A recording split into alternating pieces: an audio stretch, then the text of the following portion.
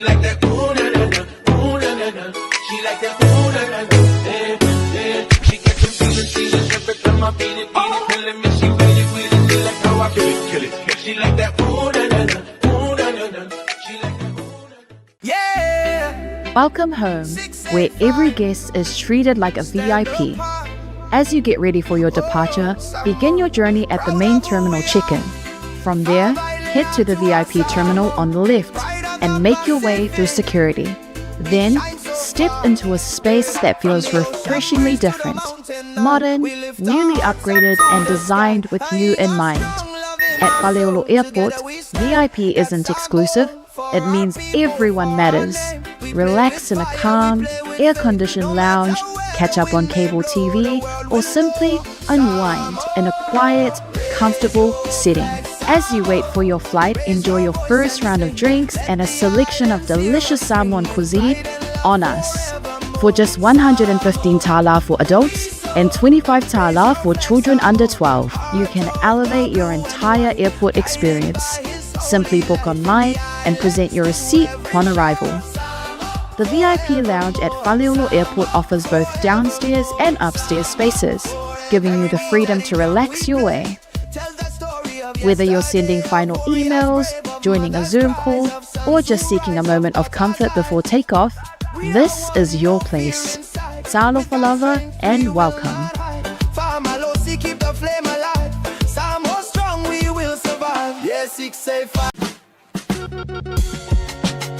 There is no better way to support the 685 than to buy locally sourced goods. Here at Tasi Market, owned and operated by Samoans for the Pacific.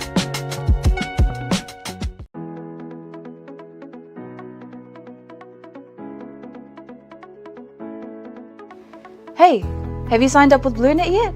No? Well, let's fix that. Head over to www.bluenet.co.nz and hit Join Us today. All you need to do is fill in your name, date of birth, phone number, and a few other details. This helps us get you set up faster. We'll also need a photo of your ONT serial number and your modem. Not sure what an ONT is? Don't worry, this is what it looks like, and every house with internet has one. And make sure you have a valid ID and a utility bill or government letter to confirm your address. When you join BlueNet, you're not just getting fast, stable internet. You're also supporting shows like Tautaiae, Breaking Waves, and Sports Salanoa. Your BlueNet subscription helps us bring you more content. If you sign up this month, you get $10 off your first 3 months. If you have any questions, call 0800 258 638. Join BlueNet today.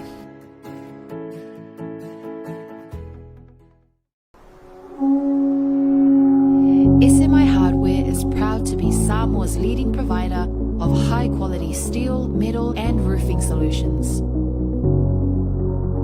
Colours inspired by the heart of Samoa, from the deep blues of our ocean to the warm natural tones of our Fala and Tapa.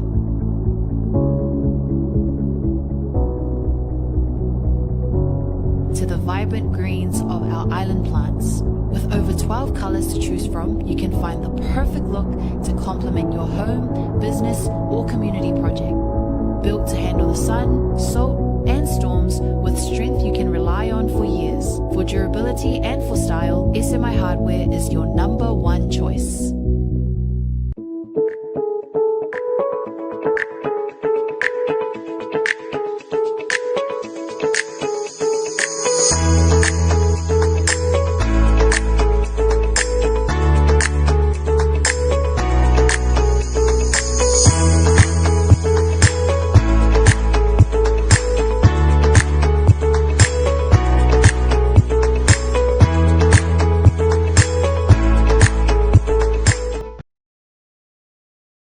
There were no Samoan lawyers in this industry back in the day that were doing what I'm doing, which is giving back to the Pacifica community.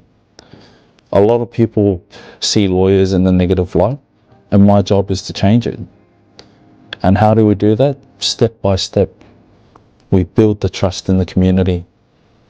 And that's all I want to do, is I just want to help my people and do good things for my people. The biggest problem is that we're underrepresented. We are unaware of our rights and our entitlements. My job as a Pacifica lawyer in Queensland is to educate our people.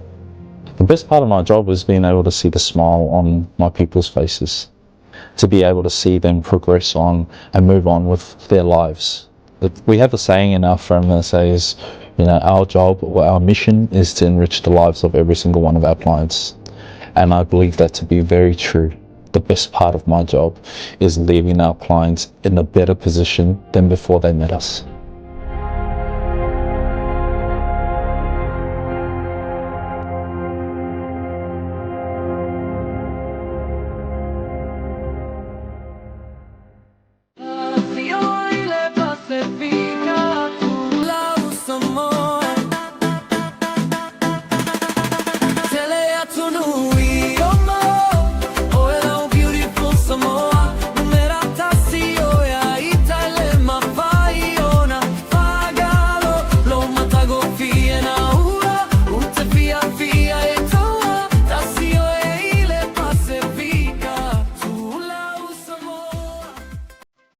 Mori whaongai no le talo voucher. www.pacific40.com ilo penga te whailangi.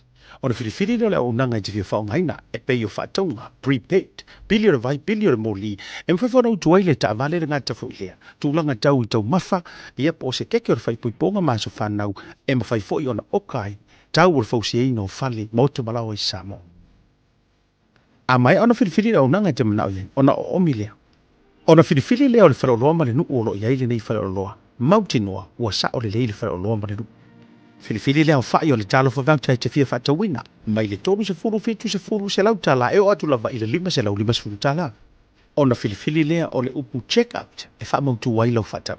Ma le tua, whatu mo u whamau ngai peo lo swafa antoa i meli po se numero le telefoni e maisi o le tuatusi. O lo ainga i Samoa, ma le tua, whatu mo le swafa ma le numero le telefoni. E lua awale mfona e tongi na i lau whatau. O lo o avanoa le online banking mo New Zealand, ma le Visa card, ma le debit card mo so se vaenga o le lalangi. A mai aloa, ona submit lea o lau whatau. O le teimi la vai mai ai lau whatau, o le a fiti se wha ai loi loi lo ainga i Samoa, e alai se te autostusia i le telefoni po o le email. E wha mautu wai le whatau. Mane tua, Pacific Food, ma le talo whawauta.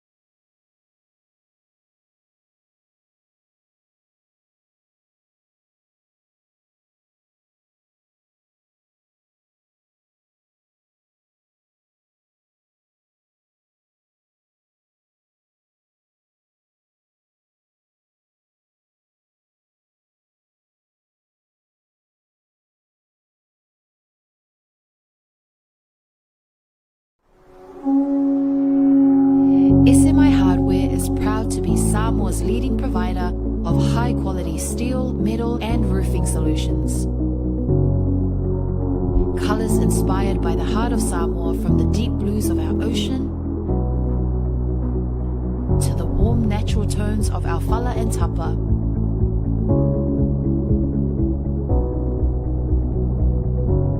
To the vibrant greens of our island plants. With over 12 colors to choose from, you can find the perfect look to complement your home, business, or community project.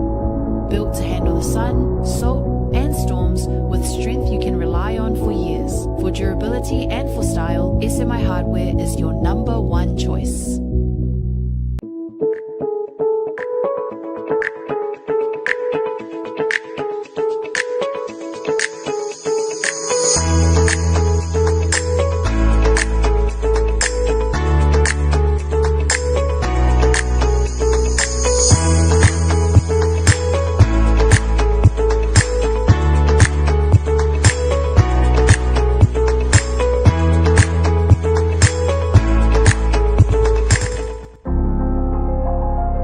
There were no Samoan lawyers in this industry back in the day that were doing what I'm doing, which is giving back to the Pacifica community. A lot of people see lawyers in a negative light, and my job is to change it. And how do we do that? Step by step. We build the trust in the community. And that's all I want to do, is I just want to help my people and do good things for my people. The biggest problem is that we're underrepresented. We are unaware of our rights and our entitlements. My job as a Pacifica lawyer in Queensland is to educate our people. The best part of my job is being able to see the smile on my people's faces, to be able to see them progress on and move on with their lives. We have a saying in our firm that says, our job or our mission is to enrich the lives of every single one of our clients. And I believe that to be very true. The best part of my job is leaving our clients in a better position than before they met us.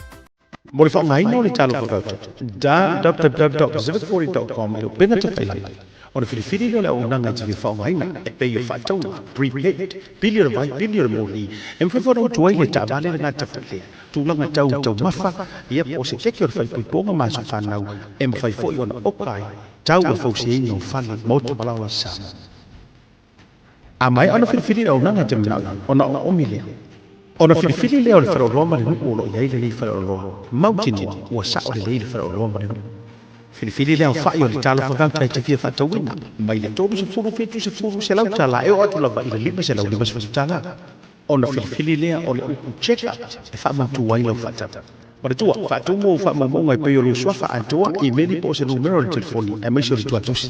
Polo ai ngai sa mo, pada tua fa tu mo le swa fa pada numero le telefoni. E lua awale me fona e toki nai lau fa tau. Polo o no online banking mo New Zealand, pada visa card, pada debit card mo so se vai mo le langa. A mai ala ona submit le o lau fa tau. O le temi la vai mai ai lau fa tau. O le a fiti se fa andoi lo lo ai ngai sa mo. E ala se te auto stusia I le telefoni po le email. E fa mautu wai fa toto. Mani tu Pacific Food, mani talo fa vautu.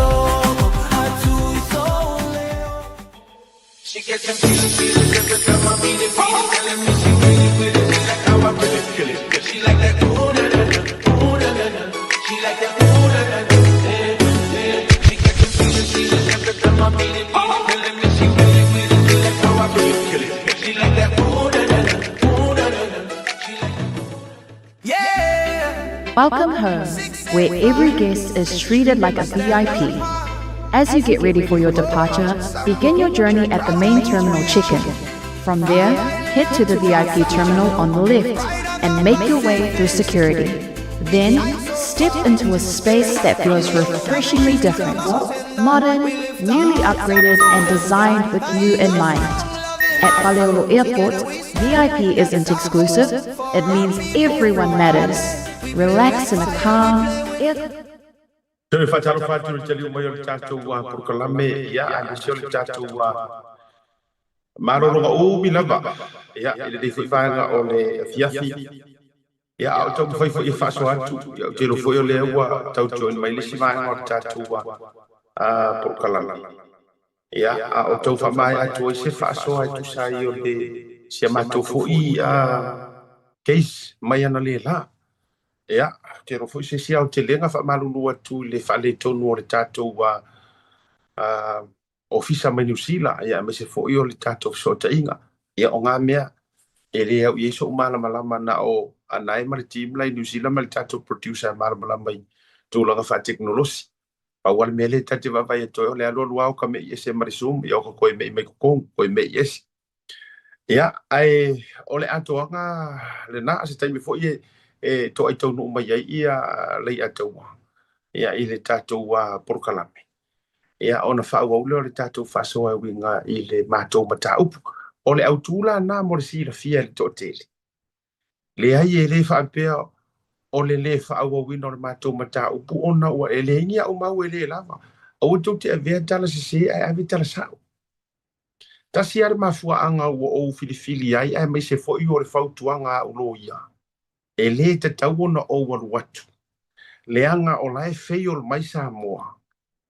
E uphold le si endo le mātou ti o le whatu la fono. A whai ua fau ma maura fionga le whamasino ia Rosella. E le kari ainga lau AVL.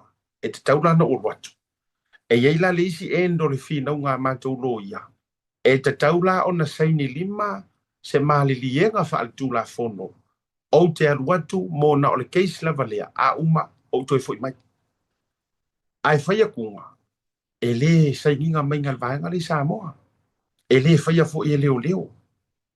O le tūlanga la le na.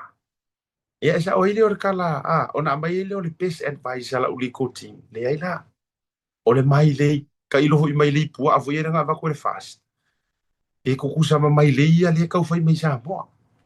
Ia but more on langa lo te vai atu ia ole o mai lunga ma to au fasoa o lo te vai atu o va mai lunga sa o le fionga ia to le foa se fo le fionga atu ia no le na longo ina mai o le tato official taimi e fa nga solo ia au te lo iloa i le tato producer po le mea o le o ma to lunga uma on air i le taimi le nei i vai ma atu sa fa feilo ia ai according i le screen le o te vai atu o le o ma tu ata oto ata tau le pe ole mo ngore teino fiti mo polonga ya le alo le tuito ngai la va atu ele ngata le fusi ua la no liuli ma le ula fala ale fionga le fasina ya vu ya le fo va atu ya wa tau mai le leile sa fo lau o le fionga le tamar fani ya a o sui wa au tasi e le filinga le tumalo ya le melea ya ono wo tuai mai godfather ia ole a faia no le fa feilo ia tuero lu va se lua ala fala fatuna ia o o mo la inga sa tunu mo fono ia a war fa o lu nga tangifa ia mai se fo yo fa o lu nga mar fa swanga ia tau si pui ele la taua pa talo fatu ila u fionga tu ia ole tamba le lupe na fa ia fui ia wale palo te fa nga palo tala titi le o to pale mai lo va folau malo fa talo fo mo tu la fionga malo se fo mo le vanga o la fiafi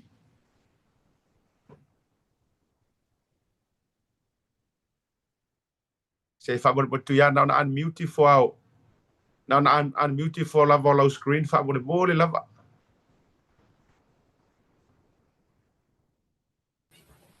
ya na wo ya talo fa siata ya fa talo fa tu la talanga siata fa talo fa foi pa tele fa sa ngol ta tu no yo no tu fia sa mo nei ma tu no mau ya talo fa lava Ma lo le sei fu mo malange ma e fa talo fa foi le lo va se lo fionga fascina la fionga to le foa ya po la fionga ti ya la fionga foi voi wala wi lo ai lungo tanto fa tra no ma lo sei fu manuia O whalofa mwhawhilo ia tui lau tō whaile vai malai. Mana tuele tue o se.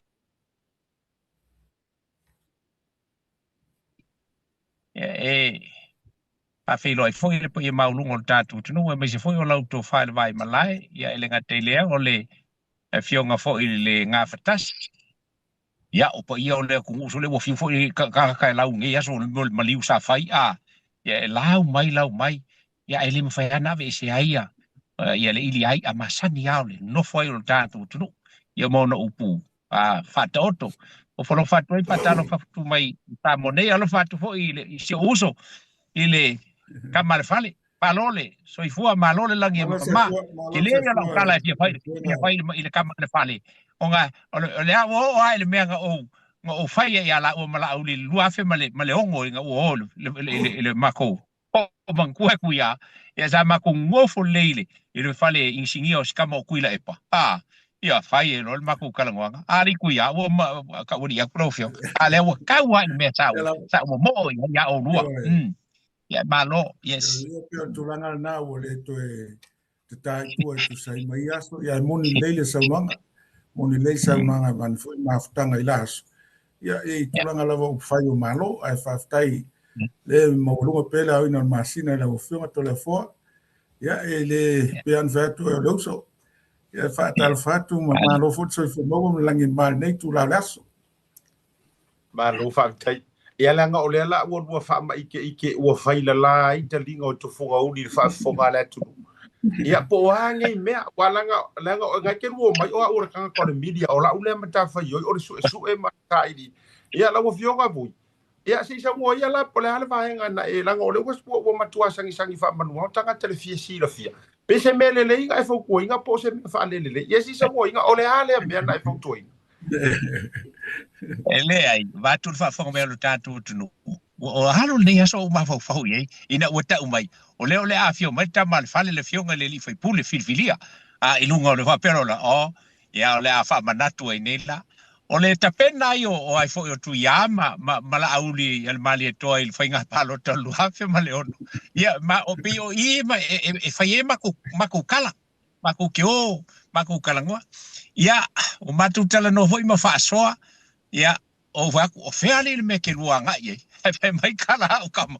Ioi, kala kou sawa, mamai. Si make o le me lai ele wil paelo. O le ai mang kue kui ale. Make o le ele wil paelo. Waku, aku lora au kala. Vai, anga lua whai mai nge ke rua whai se si mea fau. O siri aku. Ioi, si o kakanga e koso wil paelo hapea ngai le ngakale lei. Ia, lea upea le winga lau whamatalanga. Lea ua toe tau ha i le mea sa umobo i ai mo la ua. Ina ia o tu whaatasi mwhaise si mea. Ia pera winga lea ele o skala hoi le. Ai o pe o o le mao ia o le lua hafe ma le ono. Ia o na whai epa ko kalange. Ai whai wharingsi i o skamo o kuila epa.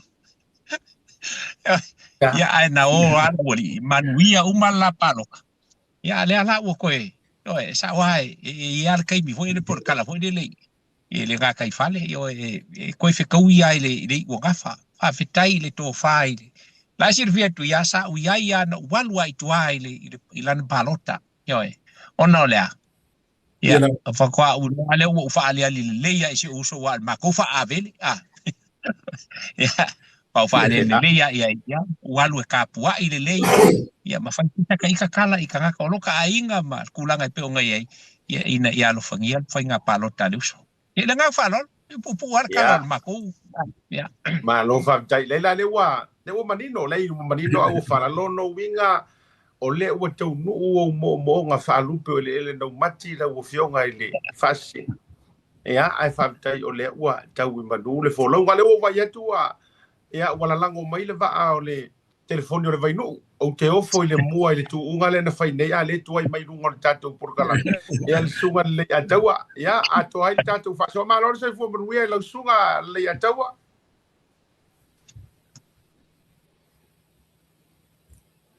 Ia, e ke sira fiera le ataua.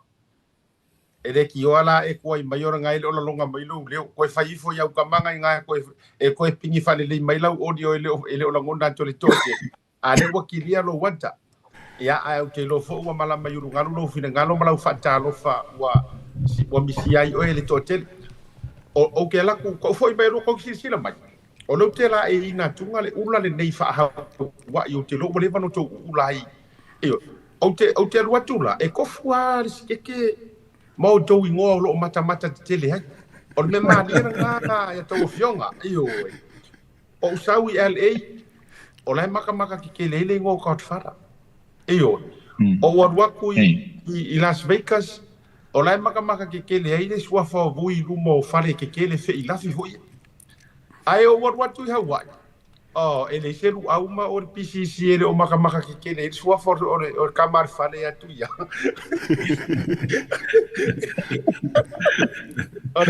o le ala ke fa pia o kama ka Amerika ai le o ke fo mai wa le va ngo ko sori muri vai ngai vatu le ya o lo manuia me o mai o i Hawaii le o toi foi mai nei LA sauni toi foi atu dusi ya lo mo moni mai lo fa anga o le to tele o le PCC a be se foi ona uso matamari o tamafo ya mo to o fionga be se foi le fionga de sui o toi pale mai ya por tamafo ni tu malo ya saftalu ya ona fa fonga be ngai kai milanga o fa ko le sauni fa karngo ya se ava no fo o fionga tu ya e te sauno ai foi o le PCC a be se foi o Hawaii ele o le vana soli muri a o solo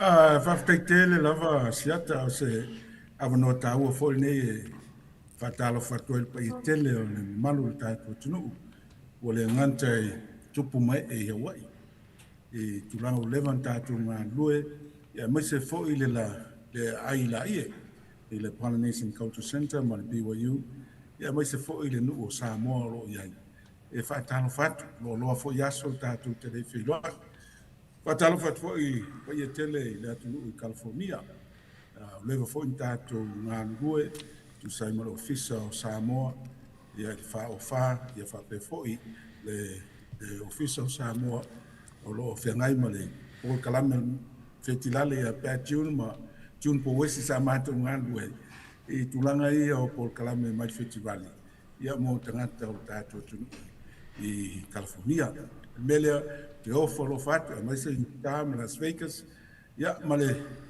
le stete na mo wa ngai Washington e Seattle e fatal fatu pa ia tele o tato atu o lo fa pe na mau mai nei fa sa longa ele ngalo America e o vai tu nei e la tu pai po la fa solo asiat ia to e mai ia manatu le mata o fio ia foi ia tu o Hawaii il manongi o lato fa solo ma tu pai mi tu vede il temi tato te u fale ton le stete mele tu fatal fatu pa tele fatal fatu ainga wo mai masani yang ngata foi le al fana lo fa fo mai e tono Hawaii ya watu langa nei por klami fa tai na masiata mo no ma lo fa tai tele ya le a tawa pe na to o ke bela mai to fa tal fatu le te o le tato por klam yo ia ngawa o fa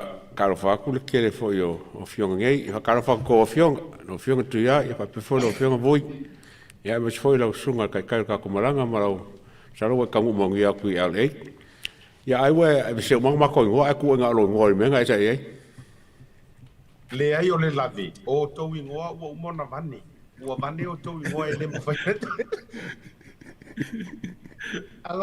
anga ngi ngoa e kusi ia e kau feo lolo ke ngi wale vanka pe o mai Mr. Falai a le me tau fai tunga o umana engrave le mea o mau fa solo anto to suafu ia u yo le fa tai ona o le taimi mo le fionga ia tu ia le fionga le sui maman mana to la tato wa feloa se i mati se fa soa o te lo fo ia lo te mo le lewa fa soa ina iso fina ngalo talu ona pale mai tato fai ka palo tare titi o mo fo ona la walunga se fa talonga ma stasio uso fo ia tato le sunga le ataua savea. First and foremost, congratulations once again. O le matou fa malo ma matou fa tai le ai lunga tato programa tau tai ai le anga sa fai fo le tato fa talonga ma fa tapa nei no o le fofua ia le o tau tai ia o moni ia le ngol tatu por klami ba lo fa yo fa o tongi o se wala ngatila u fa pulo li tua lima ai o sa wai fo i makua pakakua au mai se update la tamai la o fionga le tamar fale polo o fionga le suima au mai se update la tamai ai o mo se botau mo se lua so ta inga fo i male o tangi ele o se si tu e wala ngo ka ko sa mo le matai sa mo e au mai au vatu se ka u fa pula po le ale tu pa tua ai o tau mo to no le ale fa to fala inga o ai fo ko ma fo ile nei fa to fala inga o to e mo ta ia il fa mesinonga a o le pia mani no mai o se le ni na vatu mo le pa se mai se tau fa mani no mo va ngale ma se le des update fa mo le lo fio Whaftai lama asiata. Antonu e whaintano o tali i tūlanga o kamele sol telo mea. O naua no tia ia. Ia lo tangata ma o no tia foi laulo ta mantuwai. O na o tūlanga o leo mo ta otolo me ta upu i whamsnonga.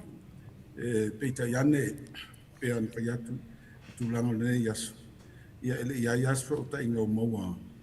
Ia malftalenga foi e suita waa. Peitai ona o te manu fo i nisi tūlanga o tūlafon. Pui lau tangata ia mai se afianga. Ia fo i tūlanga. Me leo manatu ai. Ia fai fo i ona o ele o au le tangi. Le la leo te fai tete. Ia wai o tūlanga lava le tūlafon. Ina ia manu pui en whaloa ngia. Ia peo leala lea siata ai pe an fai ato lewa tauni maina ia se morianga ia e ono ni mon mau. Ia petai o le whaina o talno atu i tūlanga o ia fuafonga uma. Ia ono o leo tau te tonu whamsnonga. Lo whaloa. Whaptai lo whina ngaro mamlam. O leisi vaenga o le whaafisili ia i soula langona whaaloto i whale. Ai i lo tal tununga la vaya ame sir fata pena i no lau tau mawhainga i le upu leo fato sina o iai se vaenga o e tau wha pole nei to inga tua inga whapea. Ia whafta e siata e pean whato e lea ia ma se polenga tasi ma whana lava le manatu ma wha mamoi peitai e toa whaalia lea me tono lea tuanu no umol fa ingo se fam sinonga ia ma mai me ton sa al terminate to ato am file mudile ma fana fo ile so ani malvala mai o tele o tangata e ta multinale aina e tu sai male fa ma fana mai mo le nei fa moi e le se por le tele o no o telton ia ele ia sol tu la fo no faia ia se metas ta mala valo tangata lo faro Whaptai lo whonga tu ia steimi pa la fo tu ia li a taua. In vai ngar whapsiris wha go ponga fo le whionga to le fo. Ole o ila tau ia sa whatau ta ia le tupe mo le paa.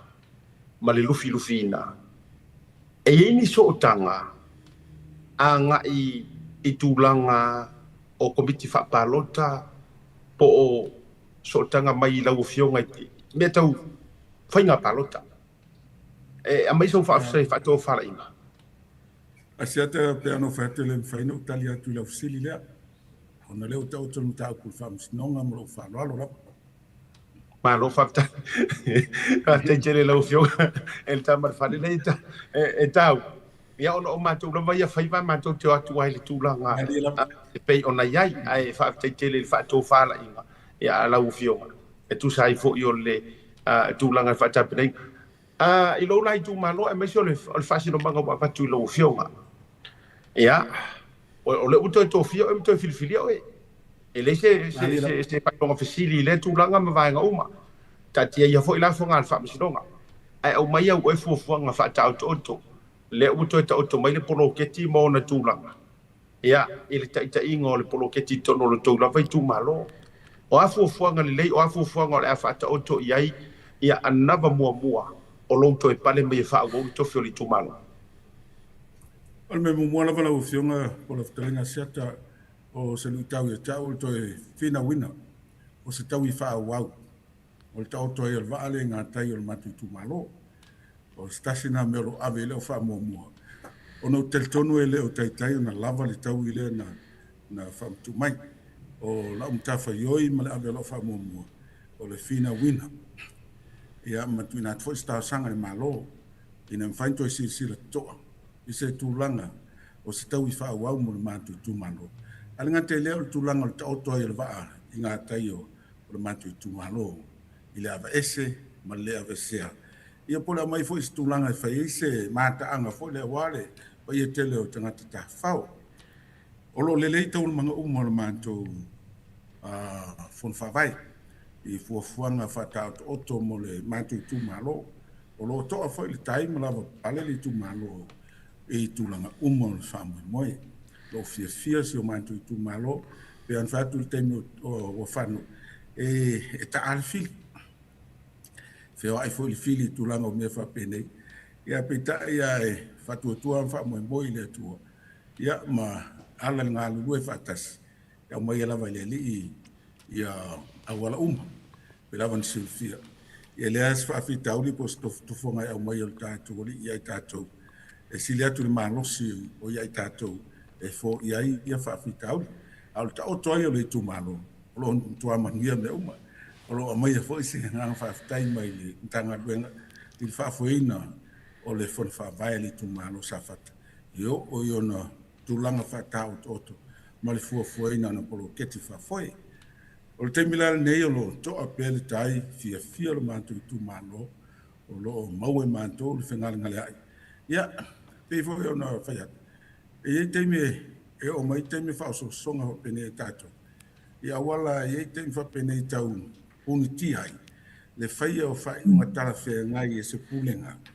Taru e tau whawhewhe o nea o mea lo tupu. Pe tai o le taitai lei. O le whaia o whai unga whai ngata talia I tangata.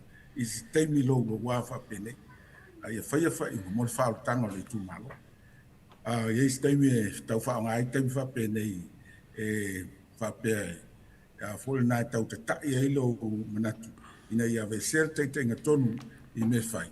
I tai, e ao ia tiau, e ao I taitai. O na whaia whai unga tala whea ngai. Ma awane ia veni me tupu ia te oi mani lui tau. E puni ti ai whaia o whai unga me tonu. Ia watu lang whatau to oto. O polo ketia le tu malo. Ba lo whawhitai lea taua. Ia, la fotu fwoi le fionga ia ui nisio vaenga, la fotu lea tau. Alo fionga tu ia, taro wha. Nung whalongo ngau, whalongo ka ua leo ngā morianga o lo o ka kia. Ia makauria ka siari mere anga iei o le kuwhainga o selengi. E mwhainga e sa ngoa po a morianga ia. Oa e longa e a whainga lea kulanga i le.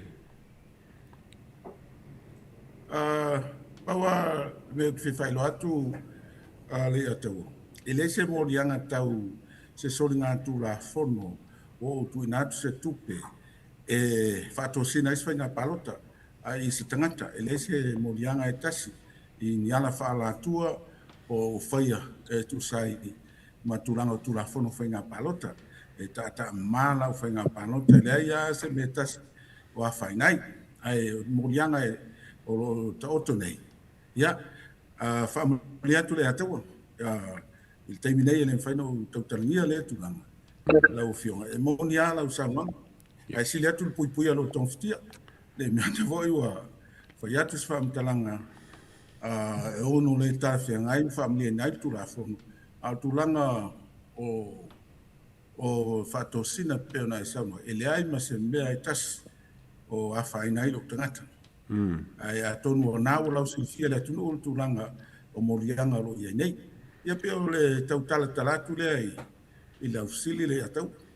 Lei, o le whange o le process po le mawainga e se lengi o le kumalo ia sa maua. Nga kufa cash pe nga ave kongo la ko bank accounts. O le process sa whainga lenga maua ka ngaka ia kupe ia. Lau whiunga tali atu o lana ave accounts a tangata la tu tupe. Ele I tufa cashing al tupe. Ile kaimi lenga a maka kongo ia tu ia. O whea kongo le kaimi a maka ai. Walanga lenga o mai kaua kunga ele. I whase apea le whapea ngā maka la solua iu lai. ai ngo mai ko winga sa nga ale kongol parliament fa pe o le nga kufa o fe e fenga e sa ngo po la kong la kai minga nga makai nga kufa nga makai nga o kupenge kongo council aka ka safak e no tia lo tanga te talia tu sile te o ma familia lo ila o fionga pa te no tia o tali sile ma ngai la fonga yo le sia ofesi di foi le o sa me foi sa counter su il fa langa ingolo sofa il mo ka upule la o fionga e o lo yaisa o la liko tin o te mtua fa tu ina mo tal tonuna la tu tapena me uma o la fa fonga ya il taimi o lo a mo ya tu langa i lumo al fams nonga a o tilo mal to ai fa langa ina lo mo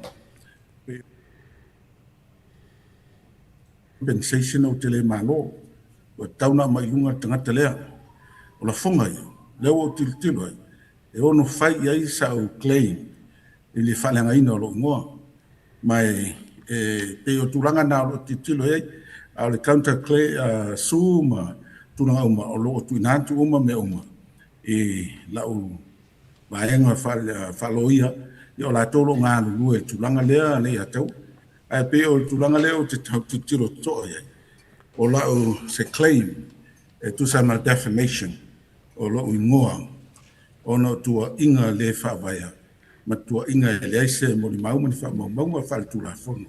Ua whale ngai nailo nua i lunga al Facebook ma al public, e stasi fo o whaipule, le sa sau noa i lona whale ngai na lo ngoa. Ala whape mai ma tu maula loina, ana le ai le compensation, o te le maro whaina palota.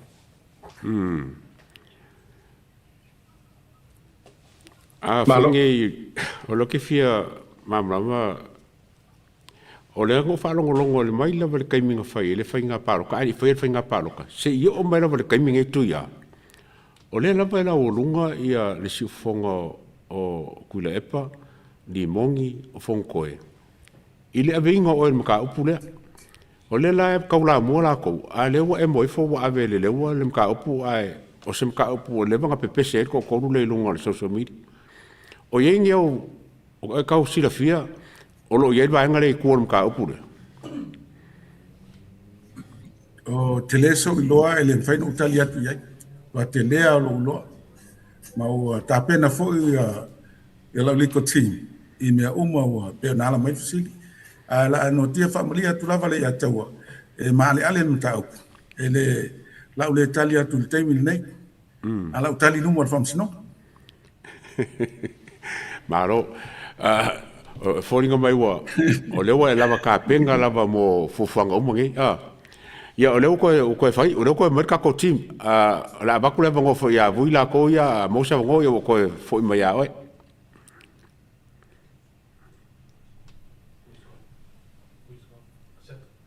Ya, asiak. Ya, okay. Ke ro po to tau chon mai ia fionga bu. Lai mana ia le tulanga le. O te lo fo yo o vai ngala vo le tau mo fai atu ai le tu ia la le tu la folo ia te lo no te fo ia se fina ngalo pe o tala ia te mo tava ia o le fiongare i le sui mano ona o le tu la nga o ta oto ia ai o te fia fa siria tu la pa lo fionga tu ia ai me se fo io le dei time i le swinga mai o le vai fa fai so far le wa e to tonu le ai ngor fa to le to sa mo tasi ia mai se fenga ngale inga le lei a mai wa e tu langa o le wa wi luma le tu langa o le to militino ma sui ma malu ma ia a mai se fa to fala inga o se le sona fo le nei time ia mai se fo ia o le wala ngole sai o fo I fenga ngale inga fo ia o fenga por ki fa HRPP la to ia ai fa so mai fo e ni ese nga o tu langa o le fellowship ma tulaga fa pena i le vanga fa fai fo le wa fili e te tau avele fu o le tu malo ma tau tu le tu malo fa mo aua ya tau asiata ile ese senga o le amana ia ina o tangata o le ngata ia te ia ale manu le atu e pe o lo whanaunga lea ia whatawaina tangata. O lo o mai la i o le o I le whamalia inai mana onga o le nā whamoimoi. O I le fast. O lo iai se ni whainga whaavai. Ia, manangata lea whimi o ia ima tulanga whaale wo. O lo o ahantangi ai le whengalenga le ai. Ma le whaatawaina o tangata. O le mesili nānu te tāua ia tau. O tulanga foi o le whai manino, ma tulanga o mea uma. Ia o lo forosia ai lumo le mamea. Tala no ina au noa, ma se tau te tai o se mta upu. Ina ia wha amalia ina se tangata e tō tas i tutono o whang whai al pati, ia o fuafuanga pia no whatu le sesen. O te lele sa altonga, mo le ngata o le sa altonga i tutono le whang whai al fast. A o le tāua lava. O le whaataua ina le fast o tangata. O le mena i mita i le loto. O na ua whaamalia ina, ma le tūnanga tonu le a ngai pe iai le o whaamoimoe. Ina ia mawhai o na whaataua ina tangata. A wa a whaataua ina tangata. O na tātou la ngona i na whoilea o mana onga o le atunu. Wa e polalawa. E ese ia la sanga. E ese foi mana onga o vaenga tupulanga. Ma tangata ese o le tātou atunu. A whai ve tātou mtaitai tātou te māma lamale i tupuanga o whasinamanga o la ngono tangata. O na vele o tātou mas whainga mālo e solo ngani leine uma. Tātou māma lama i tangata mo na tātou mana onga. E whai fua iai atinae o le tamao ainga e so se mea tātou te whaia angai ina o tātou loa o tātou tangata. E pe o le mea silinan tāua le se sengal na. O le se sengal na. O se ngalu lua e whaatasi o se tini. Ai lo le whaamalia ina o se tangata e tō tasi. E pela o tūranga na. O lo o whaataua inai. Lo iai nei tono whaas. Pe whaina ataua e le atau e lau. Le teime o whano ma le whatalei le whionga i avui. Ia tūranga le amata mai ma le mātou mi o i tono o whainga o whainga whaavae. Ia ma whainga whaporkeki po o whai o malo. I li whapeto a mātou mafuta nei. Levan talata noe tūlanga alu luma. Ma tūlanga o le nonofo ai. Ia ma uso tonu o mene o whai. Ele o stem fo mua fo nei. Tā whailo ai ma le uso ia lauli. Ai pe o le mesile o na tāua ia tau. O le whaataua ina le whionga le li pārmia ma le taitai o le vang whai le fast. O tangata o le atu. O le mesile na tāua ia tau. Ia pe o stau tali amata na ina oftalenga asiata. Malo whaftai tele. Vui, ia, o le ua i toi pale pai o lea e whaasorora i vaenga o whaafsili e leo, ia se vaenga o sala e se mai tūlanga o telefon. Ai la fotu le vanoa, i se vaenga i te fia whaafsili e fo, ia po se vaenga i te whaalau tele au wale tātou whaasoa ma le whionga suma manu e le i lata fo ina whama e. Ia seta talo ele ai se vaenga tele wale o wa kava umalama e a foi e ru ofisiri ma le ia tawal tulanga ole a foi o le fa moe pa wale le a foi le lo taita la ngona foi le a faila va o lo iai le mafana i le fionga i le tamal fan e o sili la nan taua le nga wa tātou o le iloa koe ngā mele wa ie kākou. O le mele wa iei. Salo a koe whaifo isi pai election. A pa wale o le mele la alo iei le tū lea. Na o le whaafiko ai But just recently nga o kusi ai le la u tustusinga. La nga o le talamonia. Lai le attorney general le malusi anga kalepe ai makape umai mea ngai. Leanga o le atau au ina le mawhai, leanga sa o iai, masalo lai si le fionga ia tu ia, ma whaamasinonga na o ina ua le manao ia pui tupe whaatino le whaamoe ma le finangalo le nuu ma le tumalo.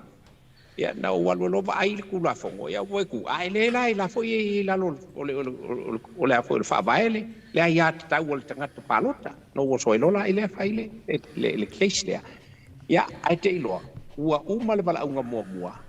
ai ua tolo lo ila so ma le iva o aperila ile ua fe ma le ono lava ia ai au mai loa ua taofi ele lo ia sili le taimi lea o le taimi la lea o taulu papa Brenda latu keda latu ona o le malasiaga lea ai fapea o le a ngai ai fai me o petitions ai o le a ku ai fuafuaga alu i luma malo pe o le nganga le na o te tonu o ia o le alo to tele lava le fionga le tama alfale and I know for a fact o le langona le nai mo mia tatou na maua mai a te ia pa le ngai pe am sau no tama alfale ire o se penga fai ngai le fuafuaga le malo la ko o le kangi faasanga le malo sa o ngale common sense e le kangi faasanga le kanga kai le se sala ai ia o le baenga le pe o koe fai e fai le si pai election le oli mai a malofo o le mea lea usa o le mea lea kau mawhai ei o le kosonga i kua o ngā luenga mfuafuanga ale malo o iei nei ia ole e kau mai ei ele un kanga ka o iei se ngā lofa i o la koe ku malo male ku pa le koe ngā mere fai e fa kai tu ia ke o le uso vai hange la vale le suafa o le ke loko kele e o le nganga ma le mo ngā o le nganga le nganga fa lo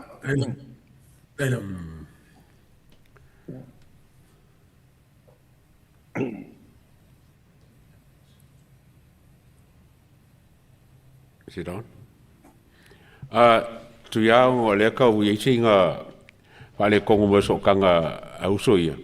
Ai o ki fisi la ka o le official fong fa vai. O le ko unga o lo ia le funge le official ka ko fong fa vai i sa fa ka luar ka mingi. Ia la official. Nango nga fi le ko fa ko le la kala la lo le official fong fa vai fa le ka luar. Ai le fa ko fa le lima ka usanga kalu onga o kulai mai. Ale ofisa nge se ka ua ngore ka kikilo le. Se fulu 5 milionga le funge le kupere malo. E whaanga e ofisa ia. O fif city la pe fa felo ofisa sa faka. Larku langa lo e lise sa faka se long term lease o se fongo fa kau o lar ko unga i ke o ma e foi uma fale aka lua a so o mau ko. Fa tai lava le ataua. O le manto fono whawai, o fai tonu o le aonga. Whai le official manto fono whawai. O na le manatu maua lunga. Ia ta amilo le tupe le tu malo. Awane i alu si tangata e tōtas. Po se matai e tōtas. Po se sao e tōtas. Po se vaenga o tangata. A ia alu le se leni, ia manui ai tonu a whioanga. I tūlanga la neno manatu ai. Alu i tu tonu a aonga.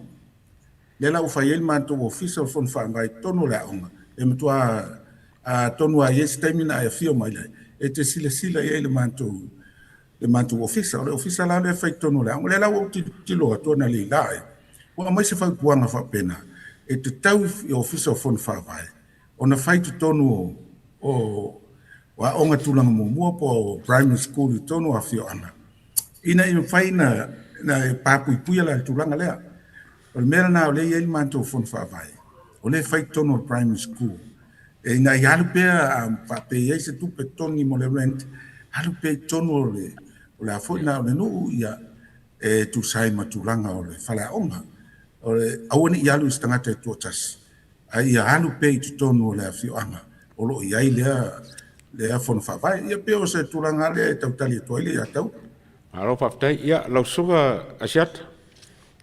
Alo whaktai, e leu te manatu e ua lama whai ufo i le tātou whatal tanronga. O manatu fo i e tātou whangote i le sao, e le tūlanga wale, o loma le whamoe moe o le whionga sui mamanu.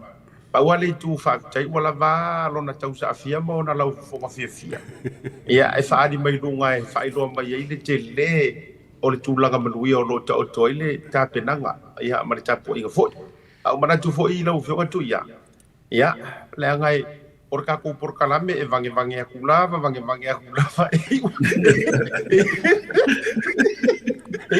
e wa ya fu e ro fu ya wa fu ga se ai manat la fo tu ya la vandole nei La fotu la vanole nei. Ia, a wasa usau noanga o le tau fai tau fia mafe o tangata le mai moa ma po fala de fafo. Ia, ma tau puai mai a yuli o faiva. Ia, a wa ua tau la ta mai se aso le fa moe. Ia, ma sau tanoa a wa le fafo ma wai le gato le tu malo. Ia, wo ma pa anga ma mai ma ai ngol fatu tua o lo tapu yo faiva. E tuli manu fio lo lang. Moli atu le whaaptaitele a siata. Mo nei ava no tau o tātou silfa i nei i tu lapo le tau fiafi o tamani. La ngona le anganga whaaftai. Mo moli ei lau whaaftaitele i tele o le tātou tunu. O na o whananga ia ma whamalo si au lo whapena lafa mai. Ia te au mo le tinao le ainga ma le whanau. Ia e tusai mo nei me ta upu. O te tonu Samoa e au ngā mea tutupu e mafuanga o mea uma. O te tonu fo a whai au le atua mai tātou o aise e whasang tau mai. O te fia tau tino anto o lo matua lava papale o lo iai file mua le li i a te au mane ainga. E le aise me o whaapole nai au au te taliton e whaalia na me o tonu o le atua. Mai o umano failo i tu malo pe o te faipule pe o te le faipule o te tau tua lava molo i tu malo o la lava le tulanga iai e lea ve se le nganga tau tua i le tu malo e pe lava la usini tau ave e mua lo i tu malo so sa moa ai mai se lava ia le pa ia tele o ero lango lango mai le ainga le whātua sa mō o tasi. Whaaftai lau tū langolong mai. Whaaftai le pa ia tele lau whai ngā luenga le tua whai te talo. Tupu mai e o le tātua tunu. Wa milio o la ngona lava i tino atu tāo sanga. E tu saimane nei wha moe moe. E leo o tau tino atu. O lo to alava le tai. O te tonu lava uia. E le ai lama se mes au mai e le atua mani lu tau whapene. Ia i tātou, e sili atu lona malusi anga. Lona malusi anga wa mai e le atua ia i tātou le poto mane ate mai. Ia ma whamani anga SS. Tātou te fō ia i nei whawhi tauri po nei lu tau. A wao te talitonu. O lu tau, oni whamani anga i o tātou tangata. Lea ua tupu mai fo nei tūlanga nei taimi. Ia ua paulava le me e tāua ia ta o talia ina ia tūlanga wo mai au tā pena ia wā tūlanga o whamoe moe o tūlafono. Ai nei tūla fiafi. Whaftai atu asiata, whaftai le ia taua, whaftai vui. Whaftai e mawhana ale tātou mawhtanga. Whaftai Samoa, whaftai le alofa. Whapita o ngawha se talairo o tūmaro. Whaftai. Se o tātou te pole e iai le tua mai tātou. Tātou te manu malo i me uma. Mai tā whai. Tātou whātua tua i lena whai ai tātou. Whaftai tele lo i tu malo. Whaftai le alofa. Whaftai langonang mai. Tātou whamangalo whai e lātou. E lātou le lole me uwhai. Tātou whamangalo i o tātou sa tangata. O ai lava lo tau whaoso le nei wha moe moe. O ai foi o lo i tua le nei wha moe moe. Tātou wha mangalo iai.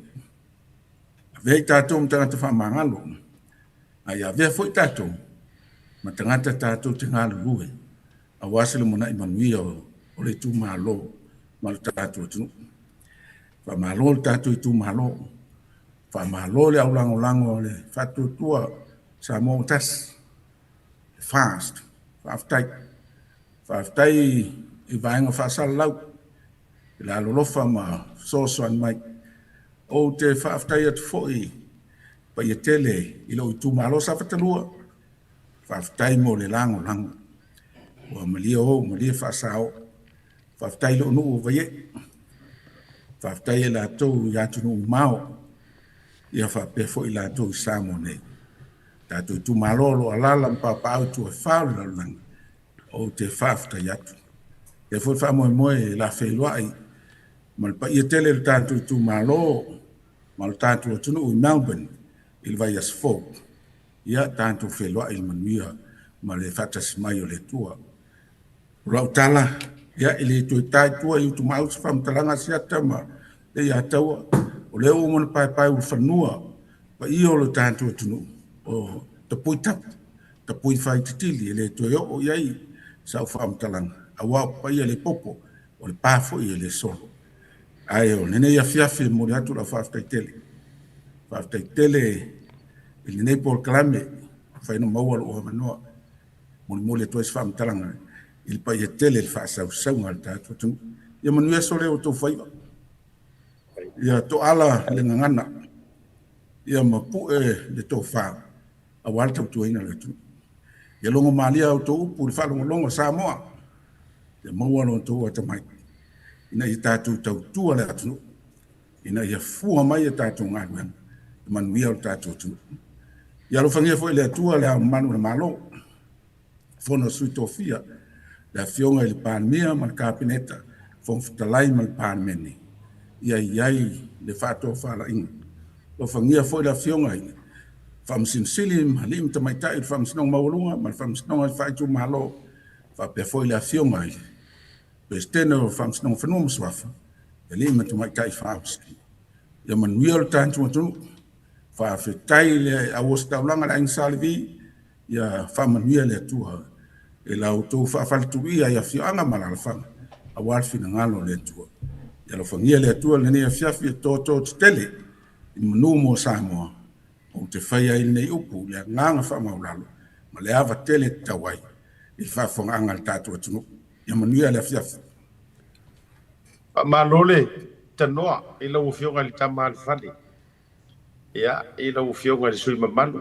ia mana tuia la ufaya tua se tatu tala buima me se fo yo le sunga le atau le ia fa le o se tatu upu fa fo ia awale fai volo lo male la fo lo le manga il fa mo o le fionga le sui mamalu ia o se matangi angi mali lau saunoanga ma le faasuanga ia o se vai tofo fo ie malie ia awal fa fo mo wa Samoa turu inga ia o lo po le fala maula le ula awa so matemi fa pene o so fo i matemi fa pene e lo ai le tautai e le lo se tautai ia ile lao e le lo se tautai ia i tulanga o le angi mali o ai lo le te me so o maluluwa ai ato malua le fa tautai e fiwa uma ma pea o la lafo e to ai le wa mo tangi ra ma to fo ile fa ma si au ni ma ngol fiaf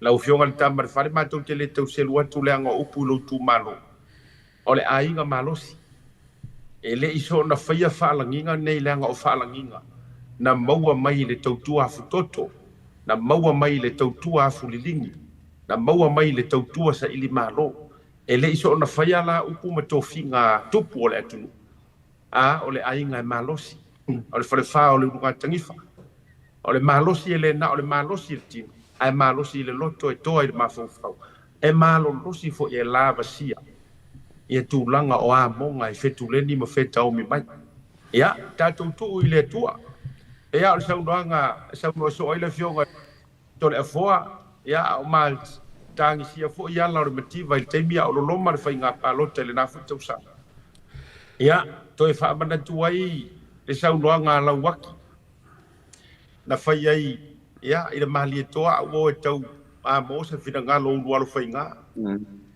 ia foi mai talo fai tupu ia o lo sunga le nofo ia ai e mai le na pala ma vele le mutia ai si tau fai se tala ina ia mata to fa ia se va bena sa manto upu mato nofo ia i le pala ma vele le mutia ia mata ulo suafa ile langi ai se nisio sui uma o tau ma fai le sailinga o le nei ia ina ia matala fai to o le langi to mai wanga o fa manuianga ina ia sa fe ale a mio tonu ia e tai tama awan sailinga o nei me o fa mauni ma le mio tonu ia ta ngata laula au mo faiva a wau faiva malo ma to ile mole panga fa tai le nei tai mi lungo ta to por kalam ia ele lo ai tala fai ele lo bete o tato filo i me pone nga tale ya lo foi fa boy ya ai lo fatu tātou toi whailoa i seisi taimi o i luma.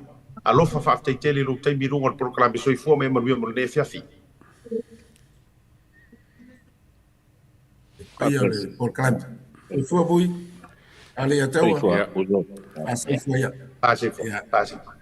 Pase. Ia. La masai ele umi tātou malolonga bui ma sunga lea tau. Tātou to mai malolonga lea, tātou toi foi mai loa. Ia. Whaamata mai le pelu o le tangata ia. O le kauni mo le tātou ngālu e ngatele nefia. Tātou malamu le so. Si hoy le pacifica tu lado Samoa, Telea tu nui omo, o ela beautiful Samoa, numera tasi o ya itale mafaiona, pagalo lo matago fiena ura, unte fia e toa, tasi o le pacifica tu lado Samoa. Mo le whaongaina o le talo for voucher. www.pacific40.com ilo pinga te whailang. O na whiriwhiri no le au nanga i te whia whaongaina e pei o whātaunga, prepaid, pili o vai, pili o mōli, e mwhawhanau tuai le ta vale ngā ta whailea. Tūlanga tau I tau mawha, ia po se keke o le whaipoiponga māso whanau, e mawhai fōi o na okai, tau o le whausiei no whale, mauta malawa I Samoa. A mai ona whiriwhiri au nanga I te manao ia, ona o omilea. Ona whiriwhiri lea o le whalaoloa ma le nu o lo iai le nei whalaoloa. Mautinoa ua sa o le leile whalaoloa ma le nu. Whiriwhiri lea o whai o le talo for voucher te whia whatawina. Mai le tonu se furu fitu se furu se lau tala e o atu lava I le lima se lau lima se furu tala. Ona whiriwhiri lea o le upu check-out e whamautu wai lau whatau. Mara tua, whatu mo whamau ngai peo lo swafa antoa I meli po se numero le telefoni e maisi o le tuatusi. O lo ainga I Samoa, mana tua, whatu mo le swafa ma le numero le telefoni. E lua awa le mawhona e tutongi nai lau whatau. O lo o abanoa le online banking mo New Zealand, ma le Visa card, ma le debit card mo so se vai ngau le lalangi. A mai aloa, ona submit lea o lau whatau.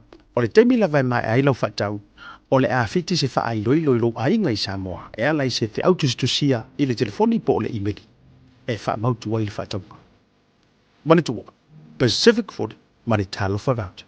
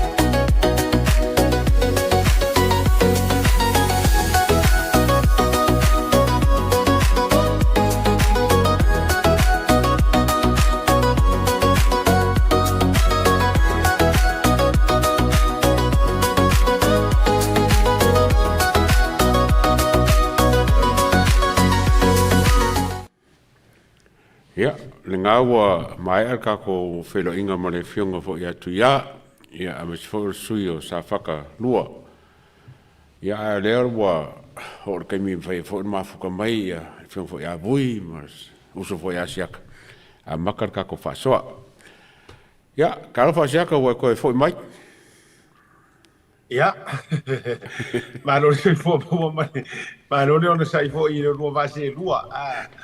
Ia e ui ai no mau atu fo ina isi ui o rua whasoa e whai ama kau o ma lewe vela I ngei I le meo lo. Ia ai e lea whai na I tīnana lua si la fia o lo vevela I ngei ai koe kau wha vevela ma ia ma meo lo ma sawa vadi ai so I ma le sunga e hamista whalai po whafunu. Au lo maruia me uma le mate nei LA. Ata pena I lo mo toi whai malangatu. Ia whilo ai ai fo whaona tia atu ia I le asoa tai au. Ia aulo so longa le lei me umai le alofa ma le anga le o le tua a ria tu. Ma lo lava, le me umai a whalai. O e a koe, ke le a kai ngā mese e kaungu mai ka kamaka whare ia kai a o kaungu mai sa o mai lunga sakirike. Sau sakirike Amerika. Io e whamore mole e tau fia e watu tau sanga tau fia le tu mawata mo ni taimi wa e kau fia ai se fa ola kia e onga langa mo miele fiota langa fa maru ro isia kai nga a fo ro va via foi ro ma e sa ka wa fiota ka nga langa o sau maka ka e bora forka ko chano out 25 it is out 21 ya ai akama le atau le vo ya wile ya o se ya ku ya ngai kama se uma nga filter la ka ya nga ku mai le lunga mai le lunga ya o sirin ka o nga o ko o ku o la ya ka pe nga mai le lunga winga la ele ka fa longo e pe folinga ko fa ku melpong ele o la uli longo winga la e o fa mo ku ya e la manganya que falla ku ele ese mega se puyo ro ya o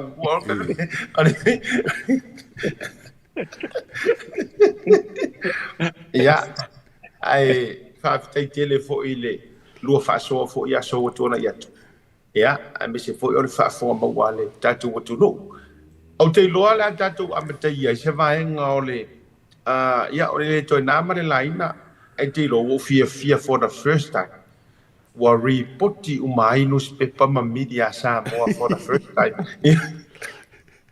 pa wala le mela o ke fa ngo ai o le ku o me o so wa kai uma sa o so le yo e ma kwa mus wala ai ki lo la utala it's the most like and love eva o ya ile newspaper observer o le globo ma newspaper umai it's the most reaction ko ke maua pe aku umai ira ne ka ru o umai e fa au le mai yo to newspaper ya o le fango ya o nai te sa mo bui ya ile tulanga fo le vai ngor fa mo te lo fo e ta u fo ile fa nga se vai ngor jato por kala ya e fa so ma fa mani no fo ila u fa i ua ma fuai ona o le malanga tu sa mo e tu sa yo le fa mo pe ya no o tau fa so ile amatanga ela na ru fa le to le connections e le fa pe o no le ala tu sa mo ona o le ano fale le o le mato case ma le urungali ile le ai o le ala tu sa mo ona ua lava maua ulo ia ma ua le fa ina le tūlanga o le puipuinga moa o ila umalanga atu i Samoa. Eoi, a o le whātaunu ina ia o le o kāpenganga. A ei se vaenga e kakaunga fia isi urunga li idea. Whawhikai i lea kua. Wa ke le se fesoa nginga o le ruling mo la ua. Le ruling lenga le mawhaila o EVL. Wa te le se whaora tōtonga mo la ua. Wa o le kumo.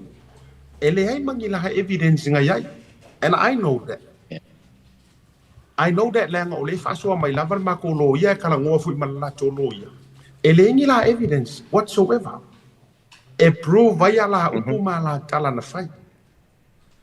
Ai ona ua ta oto le whai unga le fionga le tamaita i whaamasino. E tā maua langa sa mala e kakau onga o apia i sama. O le te le i o la ofisiring ia malo u le whaatotua ina. O le tua patatua. Ma ua au whanga ai le whaato whala ina, whaako whala inga la uliko timi niusia. E siri ai lo uofo. Le anga e whio lolo la ua ruaku le mea lea. Ngai lolo mea o le aka penga mai kua moa. O le atoanga la na boima mali atau. Iau te rofo na ua ta oto. No fo wharesa atu ia maa ia te urofo i le uso tulou a rua whio. E tu sa i o le ruling o le neiaso. Ma ua le mawhai ai e le prosecutor leo leo. Ona proceed le matou case. Le anga o au le tangata te tauna ruatu i Samoa. Ia o si mai ngala le nai tauna manino ma mana malapa. Ia ai le ila fua tua le avanoi ni o lofi na ngalo. E a vele nei lao lau te whawhita ia hele tō tele. Tō tele me se fo iho ua inga.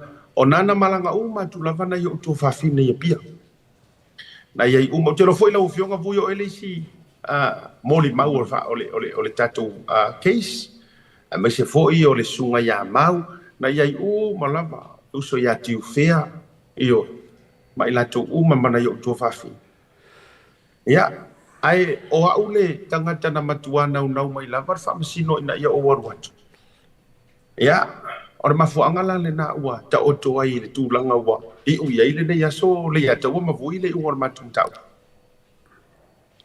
ia mai so fina ngalo vui nana ia isa malo fa tei a siata ia ele ole nga sili le naona pawale me ole te fatali le te me au mai se li poti a vaenga le o te le titilo iai wa au mai li poti se ia on failo le tala iai le nga o lo manino ine I fa peale ia le ile ungali o la u malo la nga o mele nen tau la ngona to ni la o mai si lima foi le ma no te tau na a wo mai fa fo mai ale to la ngal fa msino ye lo le ele I fa ia se fa msino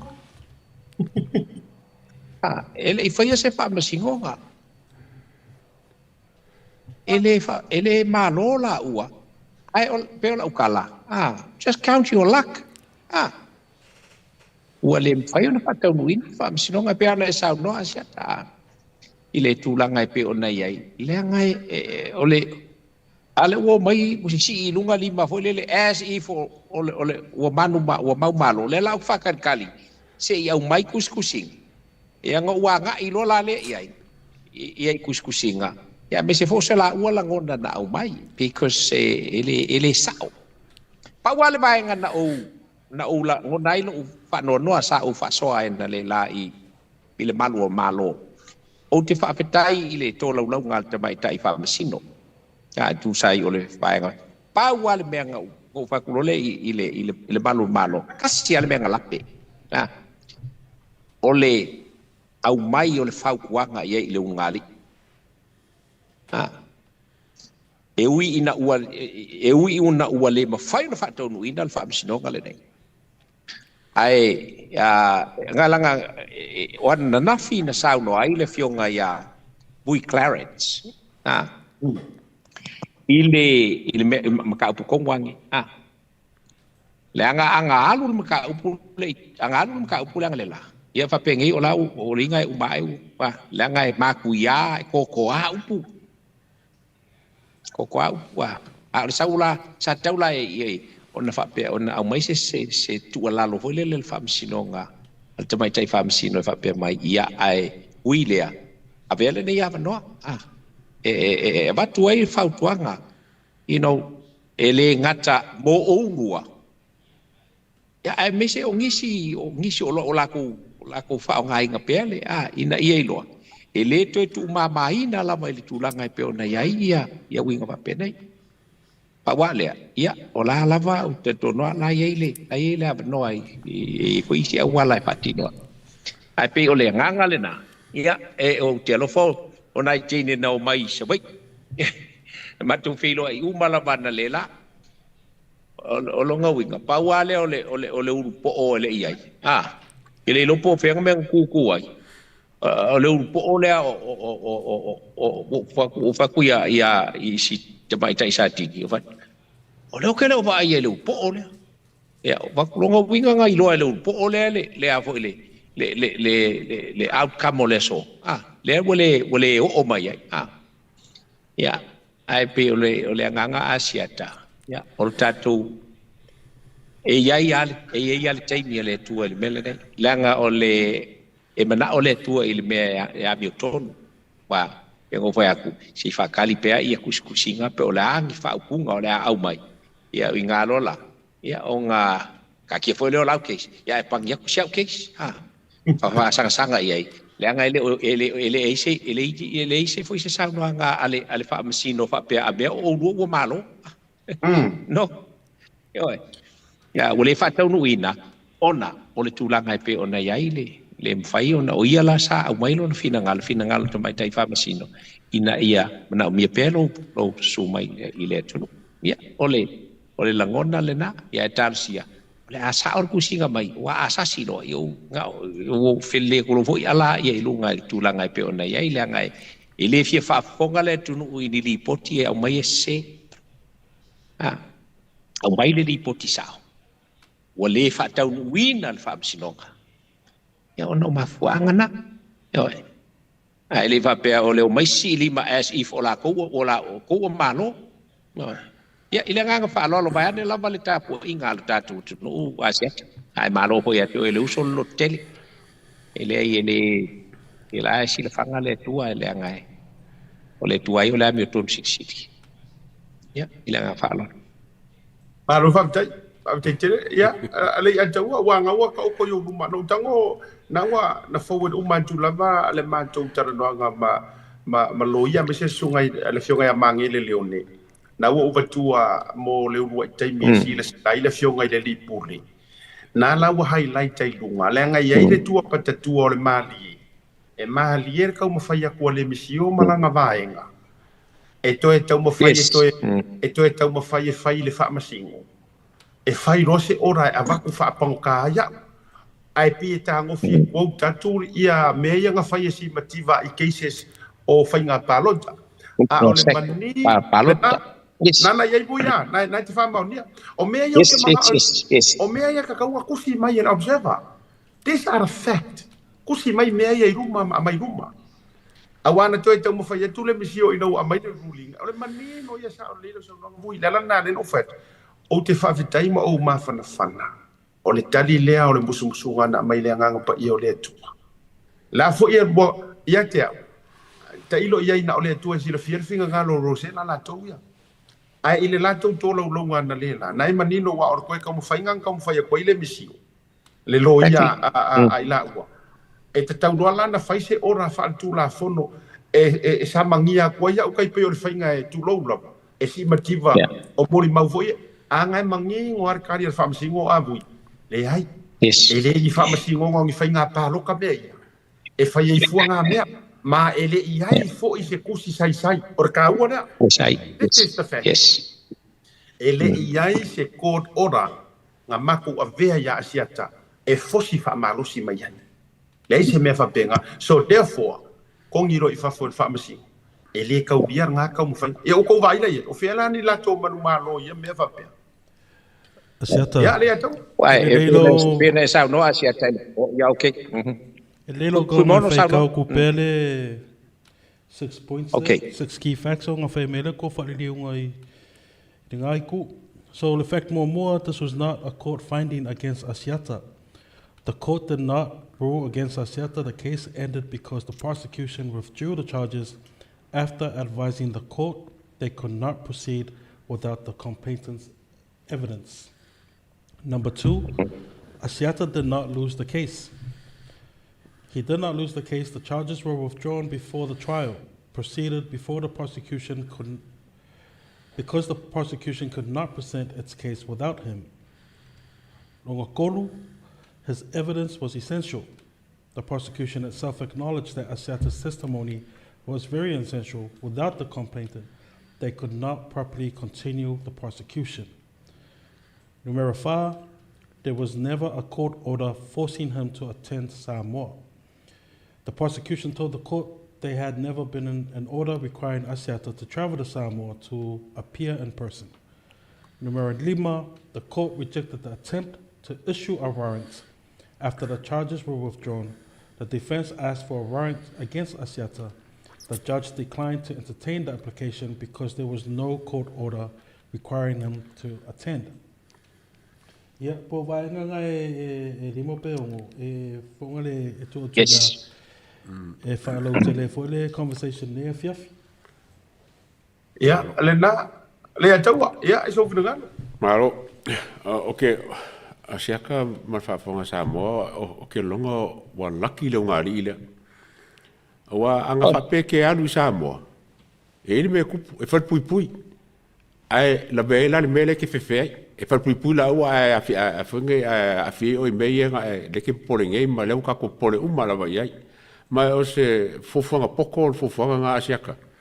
Ai si fa le Asiaka wa o fa te ko le o le funge o le fal pui o le o le mele an ka upu le por kon masinga le o masinga o la le umilenga poronga nge sa mo ya o la le umilenga poronga nge sa mo mo fa ngolongo po kala ma la kama kamiki le o mike po mai ke mo fa longo po kala ma kamiki nga mo kwa ko kiki fa mai wa le lo wa kwa safa o ma ko sa mo bai nga o ia nga ke lor safa lai le lo ngis a le o sa la kama o fesa o le safa le safa mai mele nga fa ia sak o lo mang malonga oi e dise mang malo le men kupungi vai foi ele malo malama le fingira me mai le i me sa ko pa singo po sa usi i limba luka era si fa pe e ka uma nga ele malama ai asiaka wa e mang malo ile kai mi lenga ngofa ko wa va ya kai nga kapu e mai ka kai o ki ka vale yo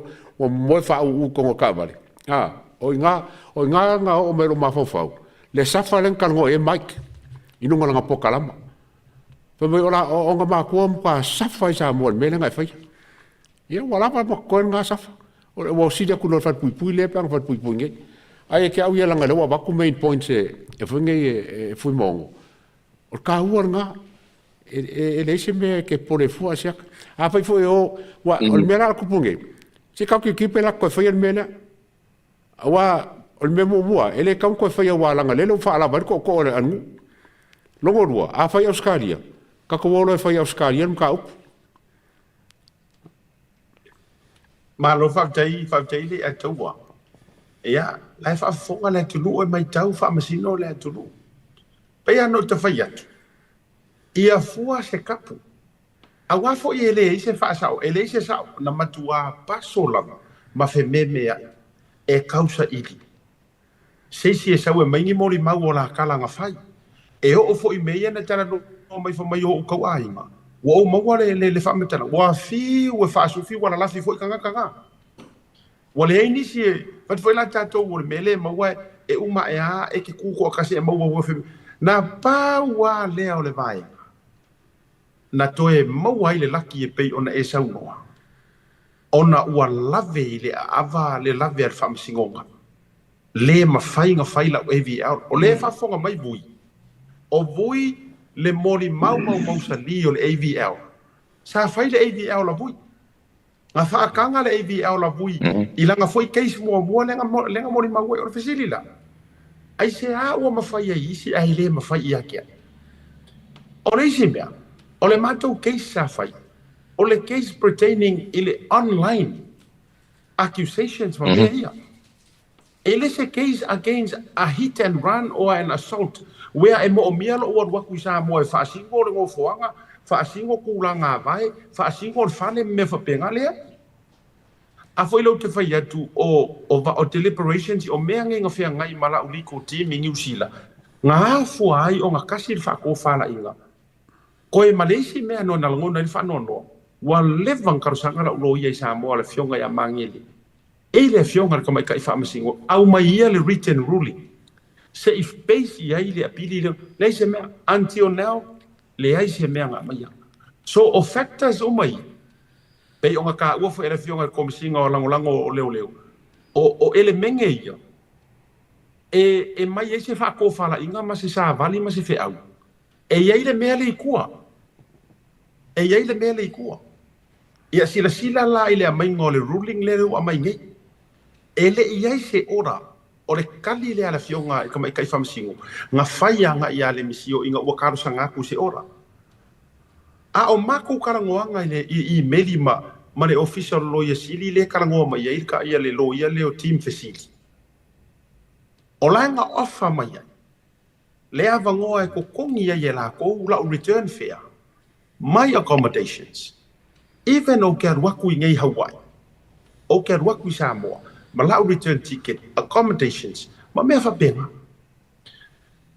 ai sila la vui ma le anta wai bene yelo le la wakari mai le fa singonga ele se ora fa malusia a le sawi i media lo ia i karangoanga walanga lo ia o team facility nga ke representing a mainga ia le attorney le official attorney general le kalangoa mai na lo ia sa moa ya leone loa fiso ka kusa e triangle karangoanga le fai o team facility mai i le official lawyer si anga ia leone ia ma karangoa mai i le va ailoa e le toe na malaina le to far mai malai asia tatina ma e penesa so ula o uliko representative ia ngi usila o lea la o ke e si o lea o ke sa fai o sa foi le atu o se va ma vui o so ke fa penge ai fi pasia i solo email ngai ma karangoa ngai a le ngai lava o ke maka ia matulanga uma o lea la offer solo mai le au vakunga ha usamo o le la ofisi o ai ko wala le winga lo tal o ai o male nga lu e ka o vakunga fa so mali o usamo wala ngala o le fa si ora le ma fa si ora e va fa malo si ya usamo o la si la fia le ka mai kai famasi e le se me ala fo si malo si ko i fo le vakunga wa le anga ai ka ka o nga availa por le AVL le fa ya ko anyway whafkai ale loto i le atua. Wala whafkai ngai le atua. Ia, onga o lea ua mahe ale pūlanga. Ai ai se mea le lei kua. Wai peilanga o whaiaku i le ungari i lea. Nei antaua mavui. O laenga withdraw ane prosecutor. Ona o le tūlanga e ka ua lo malanga. Ai awainga i o la se e kia le malu o le kai au. E koe maonga e ngi ala mea i lunga. O lai ai o ai ngai Samoa. Io.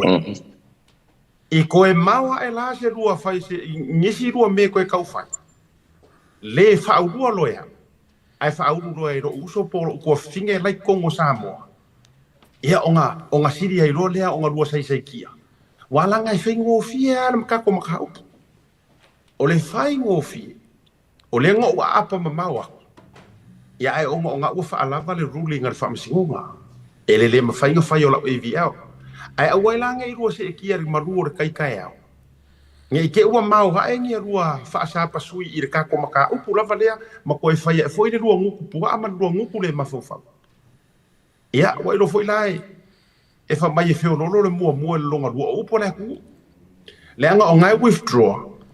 Ai le se me whapea mai ua squash makongi i le samira ngā mea le ai.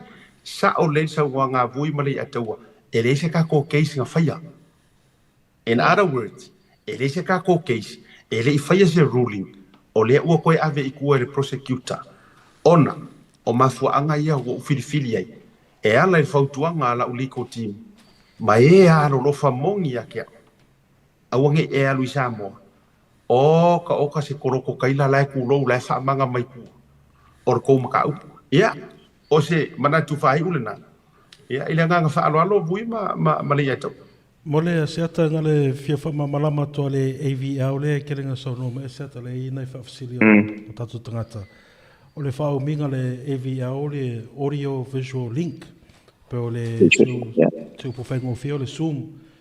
Nga kwa popo kwa le sau nganga le fionga le vai malai. You know, I le whaafsiri ngia le pe le alma fo anga wanga le whaese AVL sa request ya asiata manga lo ye e fese AVL but it mo me se tali le farmacino na tulanga there was an answer but it ma fainga faia e o me le termine le sa fai no me asiata we still haven't got a written or fa finga nga loa a ko le case there because over the memo mo nga fai mai. There was no written, what do you call it again? Aseta? Decision, written decision. Yeah, let's say written decision. If I know me, but I'm not for anga wole mafai nga faile AVL. Yeah. So it's stuff like that we're unable to have a full conclusion. Ia mana yo tato tangate la fa siri mai. Yes, I may say mole apili. Why e mana tua mai foi le ataua ma voi male fioga ngaftas. Ora ka ua fo ngai mea so le ke le yo la ka o ngai educate ka ika la ka lo ia ora sa no nga le fionga te mai tai lo ia Samoa le fionga ya leoni tu lo wa ia mangili fai mai asiat e le ma fai nga fai se ka ko apili o le apili lang ka pe ngai fai e apili ai lunga fa msingonga maua lunga le decision a Rosella inga ia ma fai pe on fai la AVL wa ka pe nga fo ia le lo ia ia cases lava lenga AVL umaku ya vui Clarence Nelson na lau fionga vui ma. Wa uma pana ta pena. Pau wale mea mako whaakari ai. o le written decision. That's all we waited for. Le fu o ke mai office of attorney general. Ale o te fai atu wa makua I paso I meri walanga I meri la ro ia sisi mai au sisi umar makoli ko timi usila. I meri acknowledge mai e fai lo kusi al farfam singonga le kakale le ka ke vai kwa wa ia sof acknowledge mai for mai okay, we'll let the judge know as soon as possible. Ke lope koru I meri va ku ngare pa wa ngana me langa acknowledge mai.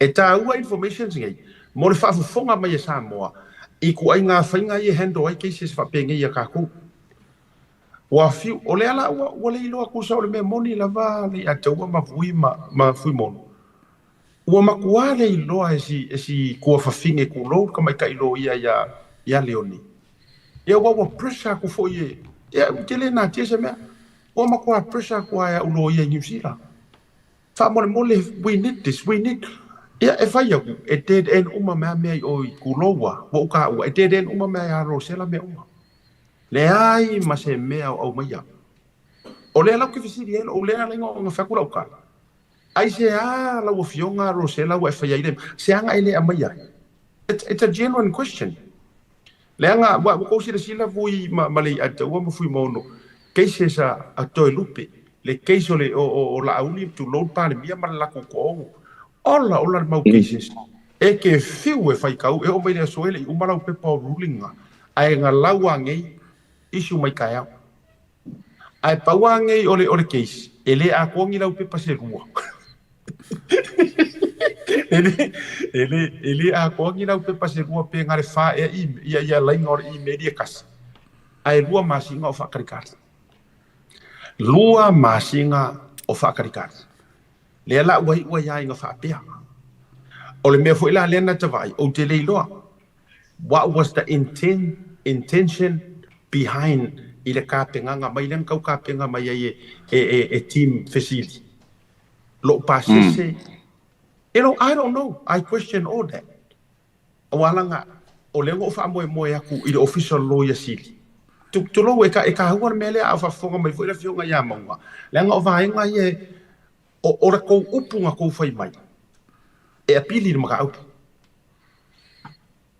o ke fa maru ro foi wala nga mo ke le tio la ma precious ai la ngore me la sa o le officer o le lawyer sili a o representative o le sa work kamalo team facility o le la nga uma nga mai le assurance ar kamaria ai o kai me o le ufa kari ko ile mai ngore written ia te aula ia le a taua ma fui mono ma vui le nga e sa ngonge ia vui le malo si anga o le officer attorney general o le ana ilo uma fa walanga o le fo inga fa kai ke le lava o fa so langa mo manat te tala uma la fa so le tu langa le au ke o ka war po mala fo langa this is transparent e ka fa fo me le tu o uma fo ina fa tanga mai ya o la o no legal team in New Zealand o ke fa so ai vai ngor tu langa le e tolo pu lo ila o legal team in New Zealand le anga ai se me nga la ko pui ai nga la ko pui I lo usanga le mo Samoa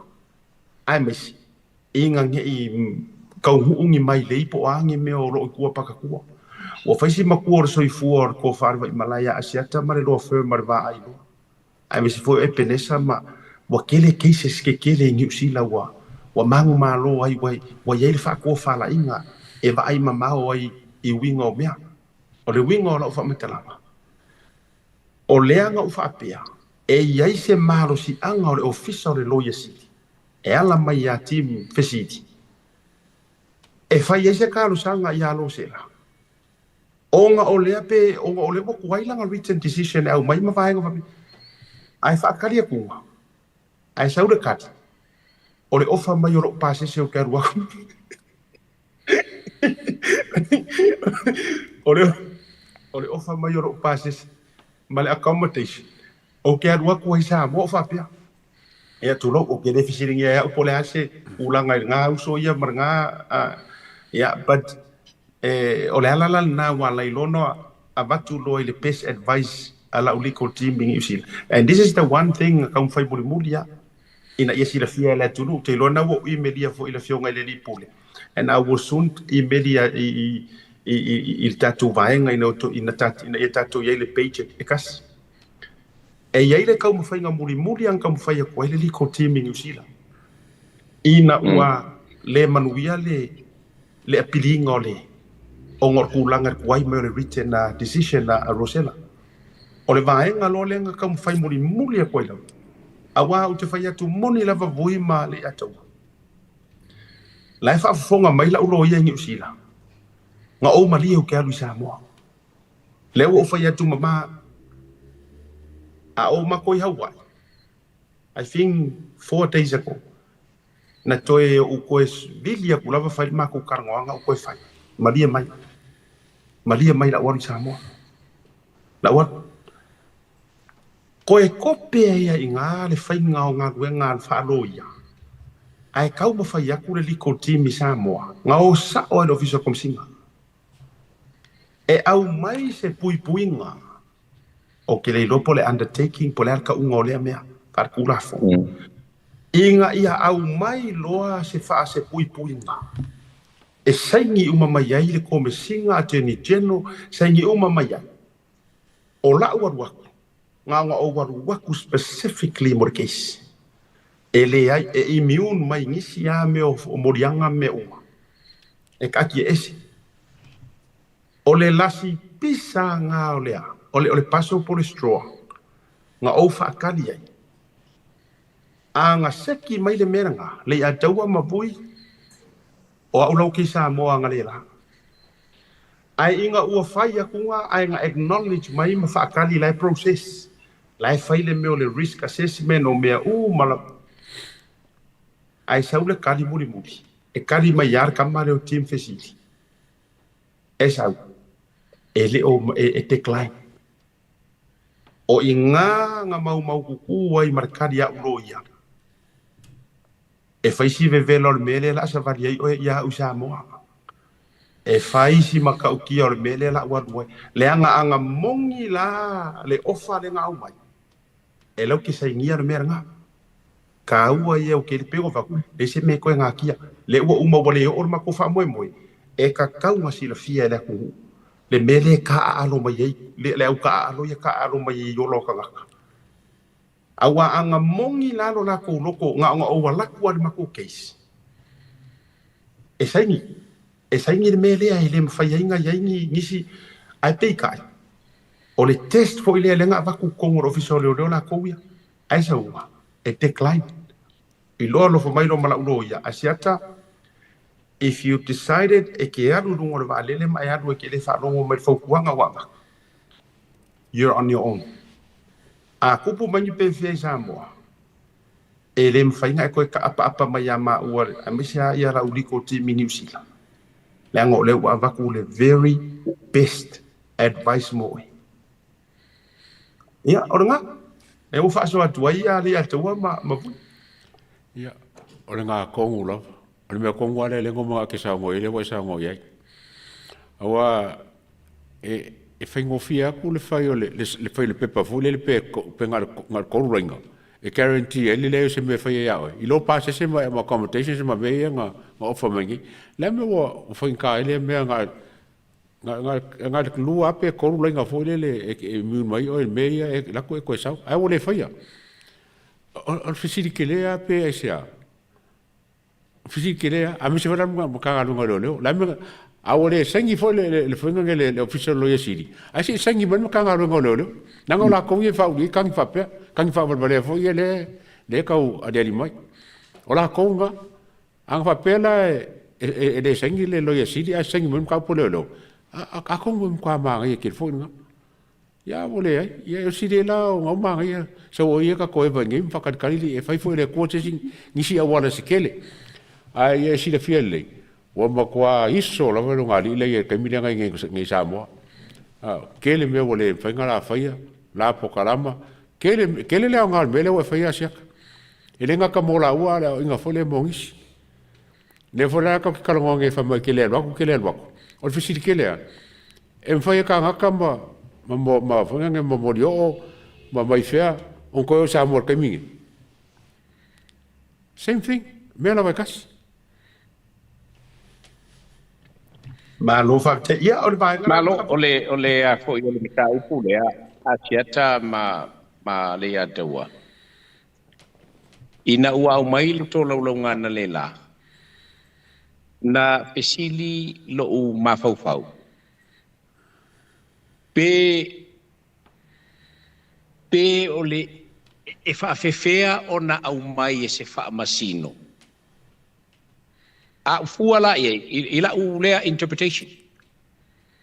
Pe i e fōlinga mai o se mea whaamakau le mea lenga whai. Ai le se order. How can you... Ole winga le la ukala. Inga ua ko whai mai le ko lau ngā leang kua koe le li lea o ai fo i o... O ai fo le ngol kaka. Le misio. Le misio. Tua i e talo sanga le... Se mai e whamale balea. Ia la ke ia wakaro sanga le se keisi nga whai. Longa lua e la whai mai le whaamasingo. E le i se ora. Awa fesili lo inganga o fesili lo mawhauwhau. Where in the world e mawhai e se whaamasingo o nga whaalele sanga saungoanga. That's her chamber. Ai e moi funga leaka. E le se ora. So o le ha kong wala le wingo le mele ang whai. Was it because, was she taking sides? Because nga ke sila fia ai, nga ke sila fia pe o la fo i se a fo i se kolo alalo i le maka upule ngei o nga iloa a nga whai le case. E hands behind o nga li. Mai la le meo le mamol pe ngau whakua ngau whai lau kala. O le mole ka ngaka e le malama i procedures o mengi o whaamasingonga. E le i whaia se case. Ai sau si ili mai whaf. For what? E malama le i whaia se case. Ai asi silange i kōna ulonga i e ongo asiaka mal kako panel. Uso. O lea ke mangu malo i mea umange. Ma ia ufo i malau whauinga inga malau kilo i ai. E koe loke lo e leo ngali i le e koe whai lo le se. O ingala, e koe lalanga umamaya, e koe whao ngā umama ko moli mauia i le keisi. Because langa leo ngi moli mau u whao ngā inga. E lo ngi moli mau u whao ngā inga. E le isu e ama sesi o mako. O inga e pe ngā whaku hore le la ka wha makalanga. You know, Elenga whaela upu, lenga upu whaia kumomua. Count your luck. Inga ua mai si ili mana uliri ukua whaela kalanga. Just count your luck. You know. Lenga li whaia sa case. Ale mea sili anga o fesilingi a lea e whafonga mai lea tunu. Nga saulo le saunga nga e kali ai ale misio. O wapena, she said it in front of lawyers and everybody. O lea ele o se ora. So lea la le wingo o le mele nga whai. Nga o le meo le ngalu nga o nga whaafua ai le wha. O peo ngō whai ako au peo se mea nga whai nga ia kau whaafefe ai le mea inga ia awainga i o le case. Lea la ua kula i mai e longa la sanga le iai. Lea ua fo ua laki a koe ko lua le ka ilo ye au fa ko la ulea interpretation vai lava i la kilo mala u fa longo inga ua sangoa i ale mesio ele ai ele i se ora but it was her o nga ia nga faia le a fo ile le demand there anga i la ko fa asiaka e fa ile demand and no order. Yes. Yes, whai lo le demand lea. Ronga winga, e ka kaunga whaapinga le demand lea, i le ora. Court order. E leo leo se wharki whangal mela. E leo se wharki whangal mela a ele fia makamakar ki whanga, e karkalango le o ia ma au mai ai umangenga e whapakalaku ngau kir kama lau e oso mai whamai leo ele i o kir kama ele i. Ole whamasinonga e a fo ia nga i ei tangata e mo o mia ia le ami tonu fatino ai la le winga nga le nga sa ngofua pe o le u fa fefe mai lau ko fa e le sanga o dang fa yai la e fa pinge lang sa ngwa well ele o se loia but then e fa nga ka ko put 2 and 2 together e me fuka e fa pe ko e 2 and 2 together ele fa fast food ya ile nga fa lo batu fa fo mai le tu no to fa popo to le sono nga matungo fia la fionga ya vui o lo ia fa fasili fo nga le kulanga la le AVL. You know, when the court refuses the application as significant as an AVL, wanga fa ko significant is le tau le tulanga le AVL. Nga atatu to sili sila fo la fionga ya asiata. O nga ia o le breadwinner la toainga, meaning o nga ia lai tosi matua I langa ainga nei le mawhaina tu ua New Zealand. So, o le significant o le AVL request. A wha pevo e ele I whakanga, ia sa kakau anga whailo se written reason I le mafuanga. E mawhaina ka penga I fwoi asiata malanga ia, malanga ia legal team. Legal team, yeah. Because, you know, ele whakalonga I vai whaingongi mea e a whainga koe fwoi ka mali anga ele ngaka ia asiaka. Aulanga ainga a koa fwoi. O le si mea ngongo fia, o se le songa voi I le ngei mea, I le ngei court case. Pe fōringa mai makua I maangi fingifi ale lainga, e joa ele mea lea o le defamation, wha pēr fo ile whai upu leanga lunga online. E koe kō mai fo ile songoanga le a fionga ia vui, Clarence Nelson, I la soa ngafi. Yes. Because, like, you know, the lesson that I've taken from this experience is that the line between free speech and accountability can feel very unclear. I miss it. It seems like the people can say almost anything online, including insults, swearing, defaming statements, while those who seek accountability face a long, difficult road. Mokangaka le leo ko sa ili le ame o kongu, ila mea langi. Ako koe la ngā mele amakanga la maka upu lea asiata. Ma fua mai I le defaming o asiata. I upu matala ngaku. Ia, kulou lava asiata. I le ngoa sa wha ingoa ai. E le runga li le whionga le vai malai. And that is the mafuanga. Let's not get this twisted. Because when that lady came out of the court, the first thing she said, Asiata's lying. Lying about what? Lying about what you said? My God. Avolo te whai atu o wala o le atua e se fo I le mawalulunga. Bai fo I la sa moa mar whaafonga maua me se tātou pēno. O le atu o se anga lau le mātou ia pe whatau nuu le mātou wha moe le ua leo. Ai kuweri ko o le fio ango sa pali. A tātou wama ai I le laina o le tino mai o mea ma o inga le ave pea I le unungari I lea. E le ai ma se ko akele ma o keiloa. E ko ai ki a ngā o keiloa ngar vai ngare ngala ko whai mele la ko whakarakara ngā umala. Tilo na o la tau ia ma o tangata fwini. O tangata e ma punga I le mro le ngutu leanga para ngutu pua. Ia kako karangoa ia li mo kuroa. E le ai ngi mea le le ngukore ko inga kaka. So o le tu ai ngā nala lea entertain le vai ngale a. Ai a fua atu nei I mea ua tula I mai e o ai le la tau fio anga. Le ua ku I ele woni. O mantua tua fo I le tulanga. Le mea lava lea. I le ngangana. I le ngutua. O le fo I la usa. O la keiloa. Deep inside.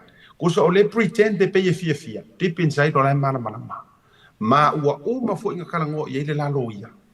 Ua ina wa pea no fa yatu. Se I vanga ngā lava le atu. Ua sauni e fo I Australia ma o atu ama no fo I le toe songi Samoa. Ia ona tātou wawa ai fo I la ia lea. I le tūlanga ma vaenga o le a. Ia. Ai awar popole walanga o le ua umanga test Samoa. O le ua umanga test Samoa le hei o le ma whainga whai. Awa fo I langa ingalo. E ma whainga test Australia. Ai awa e pea na whetu. E ia fionga tala le tuspa ia. E ke sao mai le, whamai, e ke sao mai le perua, a e ke le sao le perua I le seia. E a kongu wa sao mai wa county le laki le ngei vai. ia ai awange I awa pelu va on le go se tia ile yo le angol te bi le mare al wal ma ole mala mala le tula fono ia e ma fa ya fo inga rua o mia I ngai le rua ku yo skadia le rua fo e wala nga fo la ke e le la skadia ku lo e le ni kau pure ngai le anga I ku aku I ma fo ngo fa masingo e furi ya la le rua ku mare sa ai nisi ua matua feita I le aso le ua matua ua uva ai le fia o limo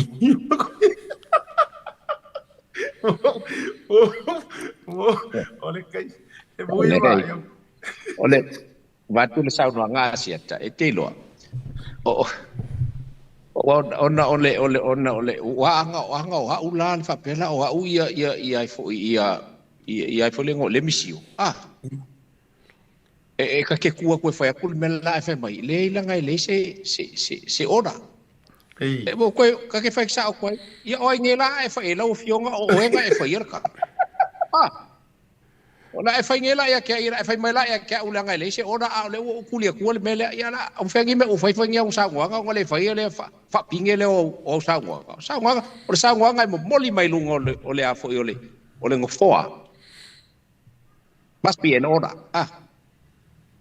ya le se me Boi la fa wo toe a fea tu ale va ngale la ufio ko ilanga e boni fa ma ina ua email mai ma longo ma mai ya uela e lo ia mai sa moa ana nei leo ma sendu ma mai ya to lo longo fa msino e te sila fia o ha ua ngopo ngai mo ma fa mo fa pea oi ka fio lai e sere melenga fa wala nga atu le fesa na matua sa wale na matua sa wale fa unga mua le ruling le verbal e o email ya lo ia e o le email ya team nga email mai e o email ya leone ma me umala so le e pese ora le mele va koia exactly ole mele na wo fonema fa tu fa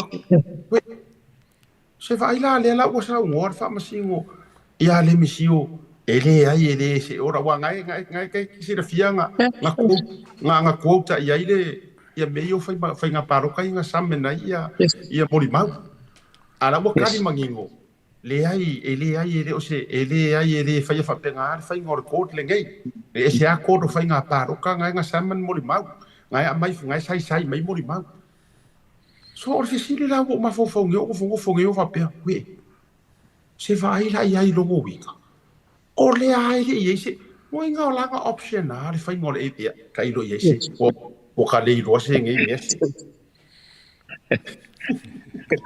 e pa wale me le sa o le melato tato e wina le fata unuina but o lai te manu malo asiata tal sa awalna Wai manu malo ai le mata upule nei wale ngai e pe o ngo fa ya ko ya pawanga men kulilo ai la falo o le fa ya ku e fa ya ku kaulang fa ilo se ko or asa ko sangwanga wili ai ele se ora lang sangwanga so pa punga sa ele se ora la sangwanga le fai o la sangwanga bo ile fa ka lunga fai ele se pe ole upule fa nga mai fui mau yo e te lo fionga vui fa pe lo sunga le ato ma lo fionga vai le vai malai ia e fe lolo ia upo matala lunga li ile ia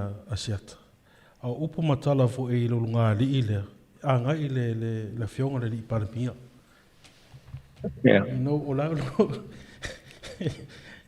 you know what I mean? Yes. Mai ia te au foi mal tatou fa soa ile taulo me ai o le tatou me foi la ile si tatou wa matau fa soa sa o le lau sau no nga fu mo no be se foi le sau no nga fionga ya vui la mtanga a be foi ia le tau sa ka ka o nga koe fa ma fa mai ai lo ia o mangi ai o le kau fa le anga ma le ngu leanga leanga e mana tua o mea nge inga ia mangingo ma mala mai ai le fa fonga to tele mua ese le me ka o le nguku leanga ese le me ka o le kalangoa I issue ese me ka o le kau faleanga o le ungari lea ele ai longi issue nga o le la lauponga o mene mea konguangi lenga sa ua I le fionga I le fa I le komisinga o sulfa I ngana nafi ua le ai loni tala e fai na le la lau pena tu fetu ai fa ka ko por kalami le ala fo ile ala yo na fa tu mawina loto tangata por kalami le nei mar fa tu ina le anga e oka ele o le kele o le issues o le tele o vaenga a noa tātou te whaaswai. E ngā o ngā aru ka wafea ia ai mai. Ona fui ole o aso uma e la lau mai. E pauala ai o mea le whai e ko inga kaka. Ngā ore kau whaaleanga, ngukuleanga. O I tonu a lea mafua i ona whaale tonu lenga ngana. Ma o ia umai, ia ma whaapea koi umaka ngaka e whaapea umatu ai ngata whaasara lau whaapea. Ia ai whaapea I le tua. E uiwa, ia o te rangona lava, o le whai unga sao. Whaamaru rufo I nisi a whaapea fo I ia nisi na nau whaapea o ke alu I Samoa, pe o ke alu inga ia o la afiai mamaki ai. Pei o le mea tulou, o ta ua ta mole ele uso ia fiu. O ta ua le mea ua tupu I siurungari ia papa vaama ma meilin. Tau fusisila Samoa. E ui o lai ngofo I Samoa, a ua matua kipi moku ale ia kakau. Lang o tangata sama sangi le whaasoa. O tau sisila iai, ua matua I whaamuka ele whaamasingonga. O na toi whaia ni mei. O atu le keiso tamole ele. O tau sila atu iai. Uma mai le si mea, kolo aku le si mea, moria mai le si mea, sawi si mea. E matua I whaapolo ngā nei tangata. E o fo ia king fai popo kurou le uso ia malele. O ai ma tangata ia na afia I meni. O I tonu ano manatu ai. To e tā si al tangata vuile kalo ma mai iai. Ka siar ka ngaka le karo uma mai e. Le nga fo I o le tātou porokalame ua wha atua ina e le atu. O la ufo ngā whaafitai ro loto I le tua. Whaafitai ia ai li whaasi foi la ufa soa I le mata upule. O mo moli atu la whaafitai te. Io e. Moli atu la whaafitai te le la. Ia I lato uma o na tapua ia o fo I na tusi mai mabeli mai. Ia auange e alu Samoa. Ia e pulea loko ia fai ungas whaaftai tela o fo I ia e le o lea lo la tau fina ngalo ia whaamaru ruatu tato walu ia e le uma I le fai aso le tua ma e so la mio lea ngā matulanga whaapea se e iar kai mea koe ai a toi a matamata fo I matulanga whaapea ai ora e ia rao tula fon fa mai le ingoa I po wha umatua I la utala le whaasoa I le mata upura o le ngoi pule a tuala tama le langi ke rola si la fia le fionga ia vu io o le ngoi pule a ba mai e fai te fi mali e te maua se aso no fili ia pe e ke io e ia kai vo e kami a kongo le wala ki le ngai kai mi o nga ua iai au vivi ma au la per fa singonga mala ko foi fai ai ia le tai me to so to ele sa o iliskai ia maranga whaaloalo a voima mariato. Maro whawhikai asiaka ke masalo pawasinga mga kufolia sa isa o sa iso mga kufolia mai maupang whapea whaakanga le e whamasingo le ABL po le mele kau ki karongo e. Awa le whamreinga la ko whinga ngalo o whaka me ilola ile le vaenga lei a ke masalo anga test ma mai no whinga ngalo e whaile ABL ma le mase kukunga ale whamria inga whamasingonga. Yo nga ngai lore ba nga lua le wo e a pe fo nga ba kwa kipi moku ale le ba nga le fai nga fa se fo fo e pe se o se nga ma ku fai u a se kan ka alfa le la li atau alfa le la li atau e fai le saunoanga. Ai le se ora. O le mela na sili o na kai lo ye ngai. A lo ule na fa no anga na lela. Ina ua au mai le tali. Ia le misio. E a sau po nga ofisiri ele misio o kakaulonga fai se. E a sau le tali. E le ngai le se ora. O le a ofisiri la ia ua le fai anga ia. O ia fai le saunoanga. O ia la e whaakingoa le ora. E ko se le whaia e ia le saunoanga e whaakingoa le si whaamasingoa le ora. It doesn't work that way. So, yeah. Yeah. Le na. Ngai. E pe o le winga nāle. O le tana. Ioi. E hao ngā po i e le hoi a ua. O mata i tu i po i e le tō tele. Vai. A whaini mea whaapea i whaamasingonga. Ia a ua le fesirira ka lo ia ka kua kula te whaamone lau fionga. Is this an order? Or is it just a saying? It's just a verbal saying.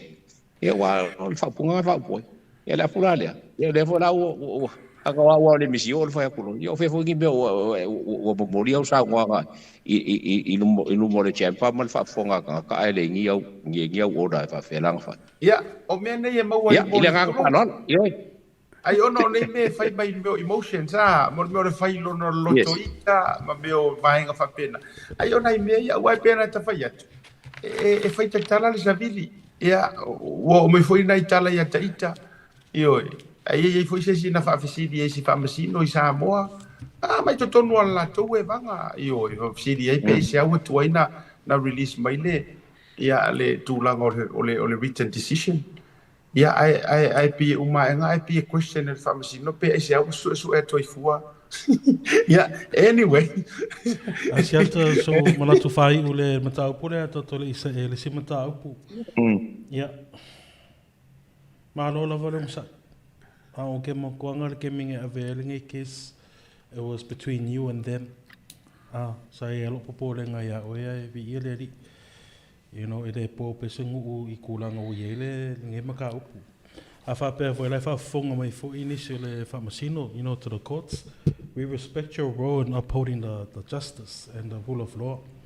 Tal tono fo ia ele respect, you know, that doesn't prevent people from holding different opinions or respectfully disagreeing with decisions in any democracy.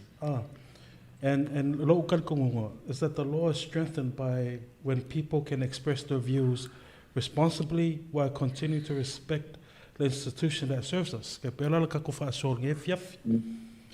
Ai o singa ko lalo fo I kako viewers.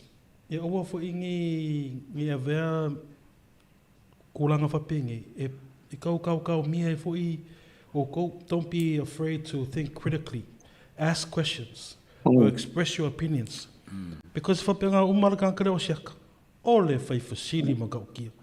Over this old 2 young, yafi ki nga fa kutu ya fa malia to seta le mo faingo tali atu. Ara ko ela ko arisi. That's the nature of asiata tal no mama sani lu po kalamene. And you know, it's because we deserve to know. Ol mafu anga vanga le tota ya e. Ole fa mamalama mata upu ele mamalama le totele fa faingo fiele nganga a wale totele lo fa pena mai mo mai ma fa longo mai a to manatu I pokalame wotea. Yeah, we even brought on lawyers me fa stamo sauni e fa mamalama the constitution, you know, so that people can understand, people like us, everyday people, average Samoans. So o se upu vongale, if I can leave with something, it's that to never be afraid to think critically, ask questions or express your opinion, but you do it with respect, with integrity, and with facts. Yeah. So mga kuwai-vaingal ka ko whaasonge fiafi lo fionga vui whapeworo sunga le atoa ma le fionga vai malai. Well, you're so right, Fuimono. You're so right, Fuimono, because these are public interest. O me leanga o ale ua le ngai ngānu le kala I winga le case le ngai. Me umalau. So you know, ui lea. Ka koe whai le kala le si vaenga lea. Just count your luck this time. But not all the time. Munguia le fiafi. Malo whaatai mo le tātou whaasoa o te loa. Ua mani no malama o le to tele pean o whai atu le ataua vui ma le whionga ngaftasi. You have no idea the amount of messages o maua mai the last 2-3 weeks ina ua to e vatula o whaasoa fo ile lunga lo tau tu whitutu nai pe o te aru I Samoa. Oka le messengers le sau ai ngata fo le page tau te ia e mai. Le ai o ke le maua se media se tangata to tasi no whapea mai aru I Samoa. O e mai alo lofa ia I lo whaatau wa amari tātou por kalame mai se fo. Usa ngasili aku o ngā la kou popole I lo sao ngale mu. Mangi mea e o kukupu mai kuaku o pakakua. O e sai kia ai lo ngofo umi I Samoa. Ngai lo le kulanga ni mkau. Pea no whai atu. Si la fia e le atua. Boi luma o le akua. Si la fia e lo ko o rua. Ma. Pea uma. Ai ole mana ia foi la. Pea no whai atu le atua ma vui. Le ana o lae mana tua na ave no tango whai le DNA. Na whai le wai wanga whai uma ia mea. Ai mana tua mai. O le whai ngore DNA o le mea lea. E mo o mia le recommenda to e ma e au foi ma o le tangata. O kanga ka le sa we alu e kufa masingonga I Samoa nga ke representing le medical le whainga o le vai e le ma whainga mai fo ile le ia le tūlanga o no le ave lunga na uwaru taru sanga le whainga o le vaenga le mau tere malanga mai. It's a court. E ave more for court purposes. E le ma whailanga whakanga o whila au vaenga au mai o factors o mai anga o whaasoa I le whionga ia leoni. E kālo sanga hai, that we needed time. Even though, ngasinga sa unga mai leonge ia kia, e le necessary le mea lea. Ka ua ia langa mo koe pangkoenga. Ina ua matou whaasoa la whiwhafonga mai le whionga te mai teiloia, o a ua no o whai atu. Ave fo I malawa ngoringai, this is the great opportunity. Whai a koe marwanga lea. So the DNA testing, it's still o la whaakali le GP. Po le ale kongo o le kangaka lea e mawhai walanga ko kongi whai au e mai au mare pāse se matulanga E alu I Samoa e kūlai, it's a medical person. E alu e kūlai rumor whamsingonga I Samoa. Wa kōsira sila le a taua ma vui maranga whatasi ka penganga ngō ka penga I keisi lea. O le mafua anga lea le ngō una ngona I o lo whangoa ngoa le ruling a Rosela. Lea la o tu whatu hoi le mai la ka kou lea mi o kongo lea tua lea la mo koe whaanganga le o koe wha confuse anga ia yanga mea. Kuloua. Lea nga she has no idea. Le mea le o kou frua ia le. La si la whafonga si le fia mau e lo tono, si le fia la whai au, si le fia foi wa uma foi si o nislei o ingi usila malong ko rua malafa au le whai mai kala lu ngari le. O mau mana matu tapen. Ai nga paule mea la whakali me le chipi. Le nga ine mawhai for court purposes. E mo mia ila le mea ngā. Ngō whaasoa lo le ia leoni. I think we need time le ngai o ke le o mai roa po ai la se si. E ka kaunga recommend e alu as a witness I le mea lea. And that person has to go to Samoa. Mai. Ia ai whai a kulawa. E kasi ar kala le au mai. E ma ua refuse a Rosela. O le si mea na sa ua mai e fo ia team facility. Pai mai. E kusa fo ipe a mai se written na, o lewo kuloa Samoa. Nang o lewo koe kauero ma fau. O boka le no yes, I thank God that decision wo le aru Samoa. But o ke fia aka o le pu o vavala mai ai. Se pi e sa o ai ke le mea pi se mea nga kau mo fai ava ko ia e le mo le mea le ai mo se mea lai le fia e nga ngo fai e disi me li le ngo fai kau ko nga mai e team facility fai mai ia e kusa foi pe fai le apili ai unha most likely ia va vai most likely ua ke ua unsuccessful foi le apiti. Ale ala le ofisi ia kule misi o nge ile ruling angi. Pe mawhainga whai rose ora wha maa rose e wakuia. Ale ala ua kali e whamasi. Ele eise kor ora, ele eise me whapenga e whai alanga, ele o eise fosi wha maa rose. Wako sira sila la le ka ko peno mar kulanga o le me uka o koinge. Ia, ele a whaina. A whai o le ali tūlanga e paule me orko e whai loa e au o le matou i le fō mai ma le maki i la UTP. E ka kaunga koe update i le tūlanga ma le vaenga wai e. Le anga i le lopo lang whakali mai po e le tangata e rua tue. E whai le mea lea e anu ma le result i Samoa. Ia, kasi ngā vaenga so sa o ilau sau noa. A yese me fia mwhawhikai e siu ngā rilea. E fia mwhawhikai. Wala laki. O ngā ua ke le a se fisosoanginga mai o le whaamasingonga ia la ua. O te tala noa, that's my own opinion. And I can say that. Ia ke au. Ua makua i se whea la ua le rongo. O sora mea konga re kaol fusuanga. Ua se whea le rongo. Upo mongi au, o i mo makua se whea le rongo. Ala le uma ere koe confusion lau whari i langa ia ruling nga whai. Ai peo na uwhai atu. Awa ilangi i ua se kia maluor kai kai au. Awa inga nge ike iwa vavea e se rua kau whaleanga. O nua i runga rilea. O le taimia e koe maonga e se rua kau whaleanga e ke rua i swingi e se Australia, ma Samoa. Iangi ike ua rua koe hafia i ngā leanga e mawhai ho peo vaku. La ua kakala lea vangoa e mawhai e ua whawhingi o usuma. O nga whai lai le marua ke ua rua koe whawavau e fo i ngai Samoa. I se isi fo i langa o le sao. E le testinga ngi mori mau. E le se kako keisi nga whai. E se fo ila hauia. E se fo ila ngonga ho uso mo fa. Yes. A kangola so ko finge poso uso e ko e faila right then right there. No we se mai akia.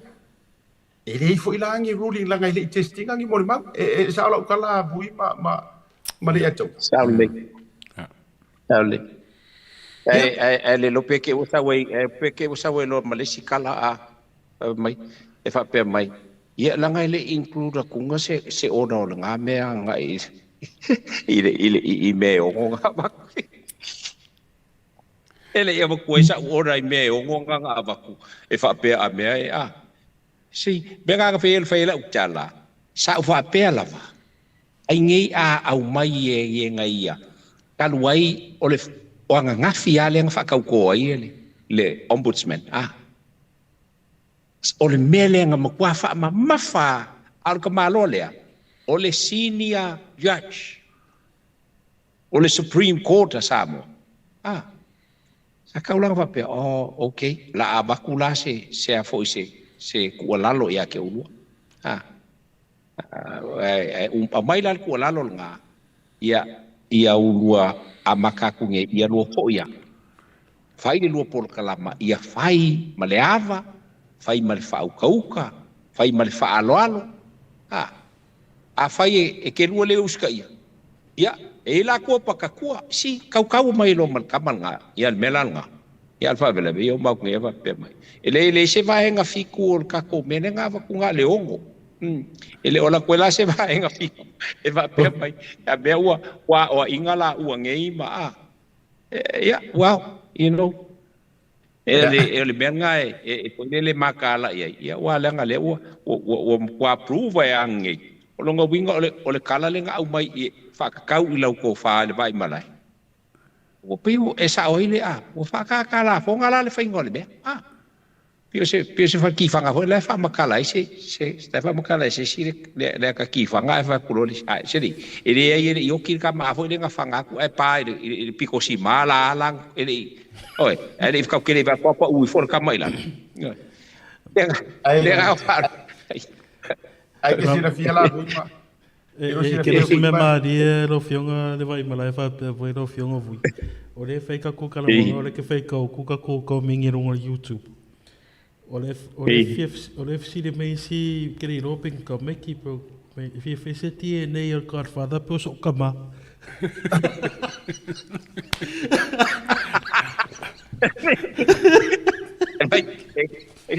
Ke loa ia kor fana. O e kai o po kalama e pulea o po kai a uro pela ka wo a fainga mai ma o e sa ngoro fai sa ngwa ia ma le au wala o ko lor ka ko kala muli fai me ngai le mo le ole afo ole ngalo isi ka mai ki a korfa a fai wa ko limu su ka usanga sa ai ko kisira fia ai ke rosi ko kisira fia usa la wama kua i le fia le plana pe ke sala nga fai ile aso ngai a te lo le a te wama bui ma nai o wa ai ku le live le nga share merka ka ta ya pena a se o ka mai FBI ya sed mai oko mai le live nga pese me nga fai mai pe ke e sa ware mai ke vai ali mongi o pe o ye o ga ke o makua ai kar kamaro ai ngare pungo kuila e pamaruru ai koi baba ye ngare pungo ai oi masalo ka uma fa ko inga se kala fa go po se ka pungi alo e ke lo e ole ke ole melan ele camera ele ola ku ya ole sau ya ke ul kem ole ke mi ngai wa makua i fei ka wale par pombo usa le le sa wali le sa warkama oh my good boy ya Sorry rims ko kom foi mai diskanga aqui fang ya no vet o fai si le va foi ngo ele o ska mai ki fa pere mai se ka mai do le suma die voi dele e no ko i sa mo a le no forto ina e fai o vai ngua e ka fai a mea si al figure o mea mai le tu lo ba lo ngai ngornga e tau fai a mea foi ngai fa fia kanga kai ai ngare pungo o kuila e pai la lo e se karar koi ai sa o lo so ngwa bui e lo pe fa per koi si wala vai o nga mulea ngare ea o mo venga e pe va e bo koi ki fa pe kuila anga er wa fai lo ka ku ma e sa fu mo ka inga ko fu mo kanga ka ya me vale wa alo le fai ka ku wa ele me fai anga sa le sa lo la ia le pe o la e pe la e ka ma posi mai wa le posi lo po la e una lo ho le vai ho le uso I'm the boss pale fia ko inga wa ku sa tangata ya to lu matua no fo mar fa no o tuila e pa o fono toe malimo o makua ide pa pomu ya mali e o la utara muri ya mali atawa mali ya limongi aya ya se sioka o mo far pui e mo roka oi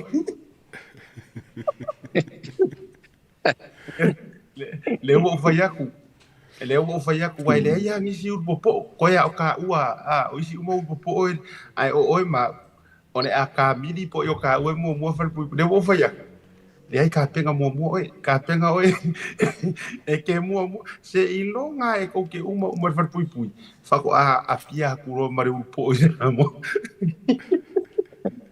ya ato wa fe ai tato case fai ato wa fe ai ka ko ave wa fe ka yo fa la malanga mai America wa de fia ke lo la kala fa ai ule so le ke fa tor fa finge le so le wa ma sangi le nguko le ko ai nga fa finge me le nga tu lo wa de na no fa ya e o ai la nga va ngo le nga va ko ngi ka kala ile la ko pese la ko me fa me pe ke so le wa le ke amarunga ngukure le fa kala le nga fa tu ele wa le ai se taimi fo ile le se fa pe mai se kau fai se kala e fa pe ai kanga ka ia wa ke le ala suinga o mea mai le ngai kai fa koi fo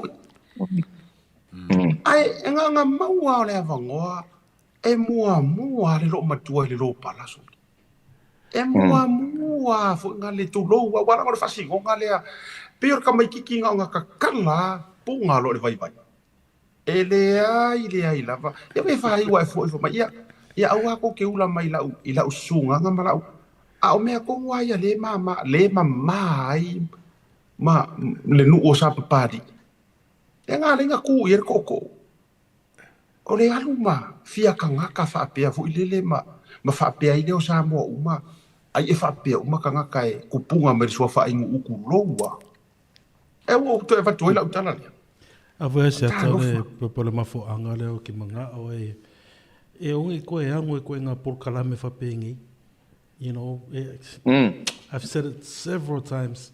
This program and that other guy's program and that new program from Australia, we have so much ahead on our own plate. E kako whakalangoenga kako podcast, but you know, it's just terrible. Yemokingoe today, tomorrow, e kaulava the next 6 months, they're still going to be talking about this small thing that happened today. Yeah, I for you. To lo vui wa o ro male a tawo o matua lo soifo tasi le vae ngai le tu fa le nganga e a fuinga suia i ngoka ngaka e fai fe au ona o lo fio ha I ma meo curse no honestly tasi le vae nga le nga o lai kuspa ia ta ila to na suia o la to ngoa ona o le fa sala I tu atu na tau ave mai pea mo meo peilar fingere la utau vai tu ye o le la vai a mio fa pe o longa ingoa kulo sa mo tu lo wa la fa fo mai maybe o le reason le a fu a yonga le ai se me sumalie le se me mata ngo fi a o se me le e o ila na tala noa e le lo tala noa e sa ke e oki e complain e fai pona e fa tau suai vai o me o mangi ai onga o le whaasala lea o le whaingoa ni ko inga kanga kai lea ko inga ingoa wha pe o mea maili. Ai tu lau sa moa ma le ngangana. Tu lau wa o lea vatu le. Ai o mala I o le tu inga ingoa. Lea wa mi o I wha pia. Sila fu. Lea la lea nga le ifia wha o ngā ye lea tua sau roi lo ngā ingoa kuai. Lea nga le ifi nga ngalo lea kua lea ngole ingoa nga whasi o kanga kai. O le ingoa nga wha sa wai kanga ka ole tua o le ngoanga nga muri rua fai ka anga ma mea umala o le ngoanga nga o sauhu ai inga ua kai ai le ala I kama seko fa apongi sa le vai fa akaua soinga le olanga kuai sui loe le akua fa mai o le a e le ko ingoa ia sau ai o le a suia lo ingoa ia paulo o oe o le ipu filifilia ke rola ukana ai esa o kuanga ia vaku le maka upor fingelea a o fa mai se fai fi awor fingelea fa more se kili vai ma ave ye se ngole le ave se ngo fo se finge mo ia utala ave ye se ngo fo ba ia kia na ona uma lo ke fa so kwa u ia la experience bui ma le ata na hu ali a bui wa e u fale I se mako ministry ia e o foi ali a tau o uru fale ai tuto no matou farisai o ia nai ai nga o waku fo nga o waku kasi ar vai ala o foi fe au ia kia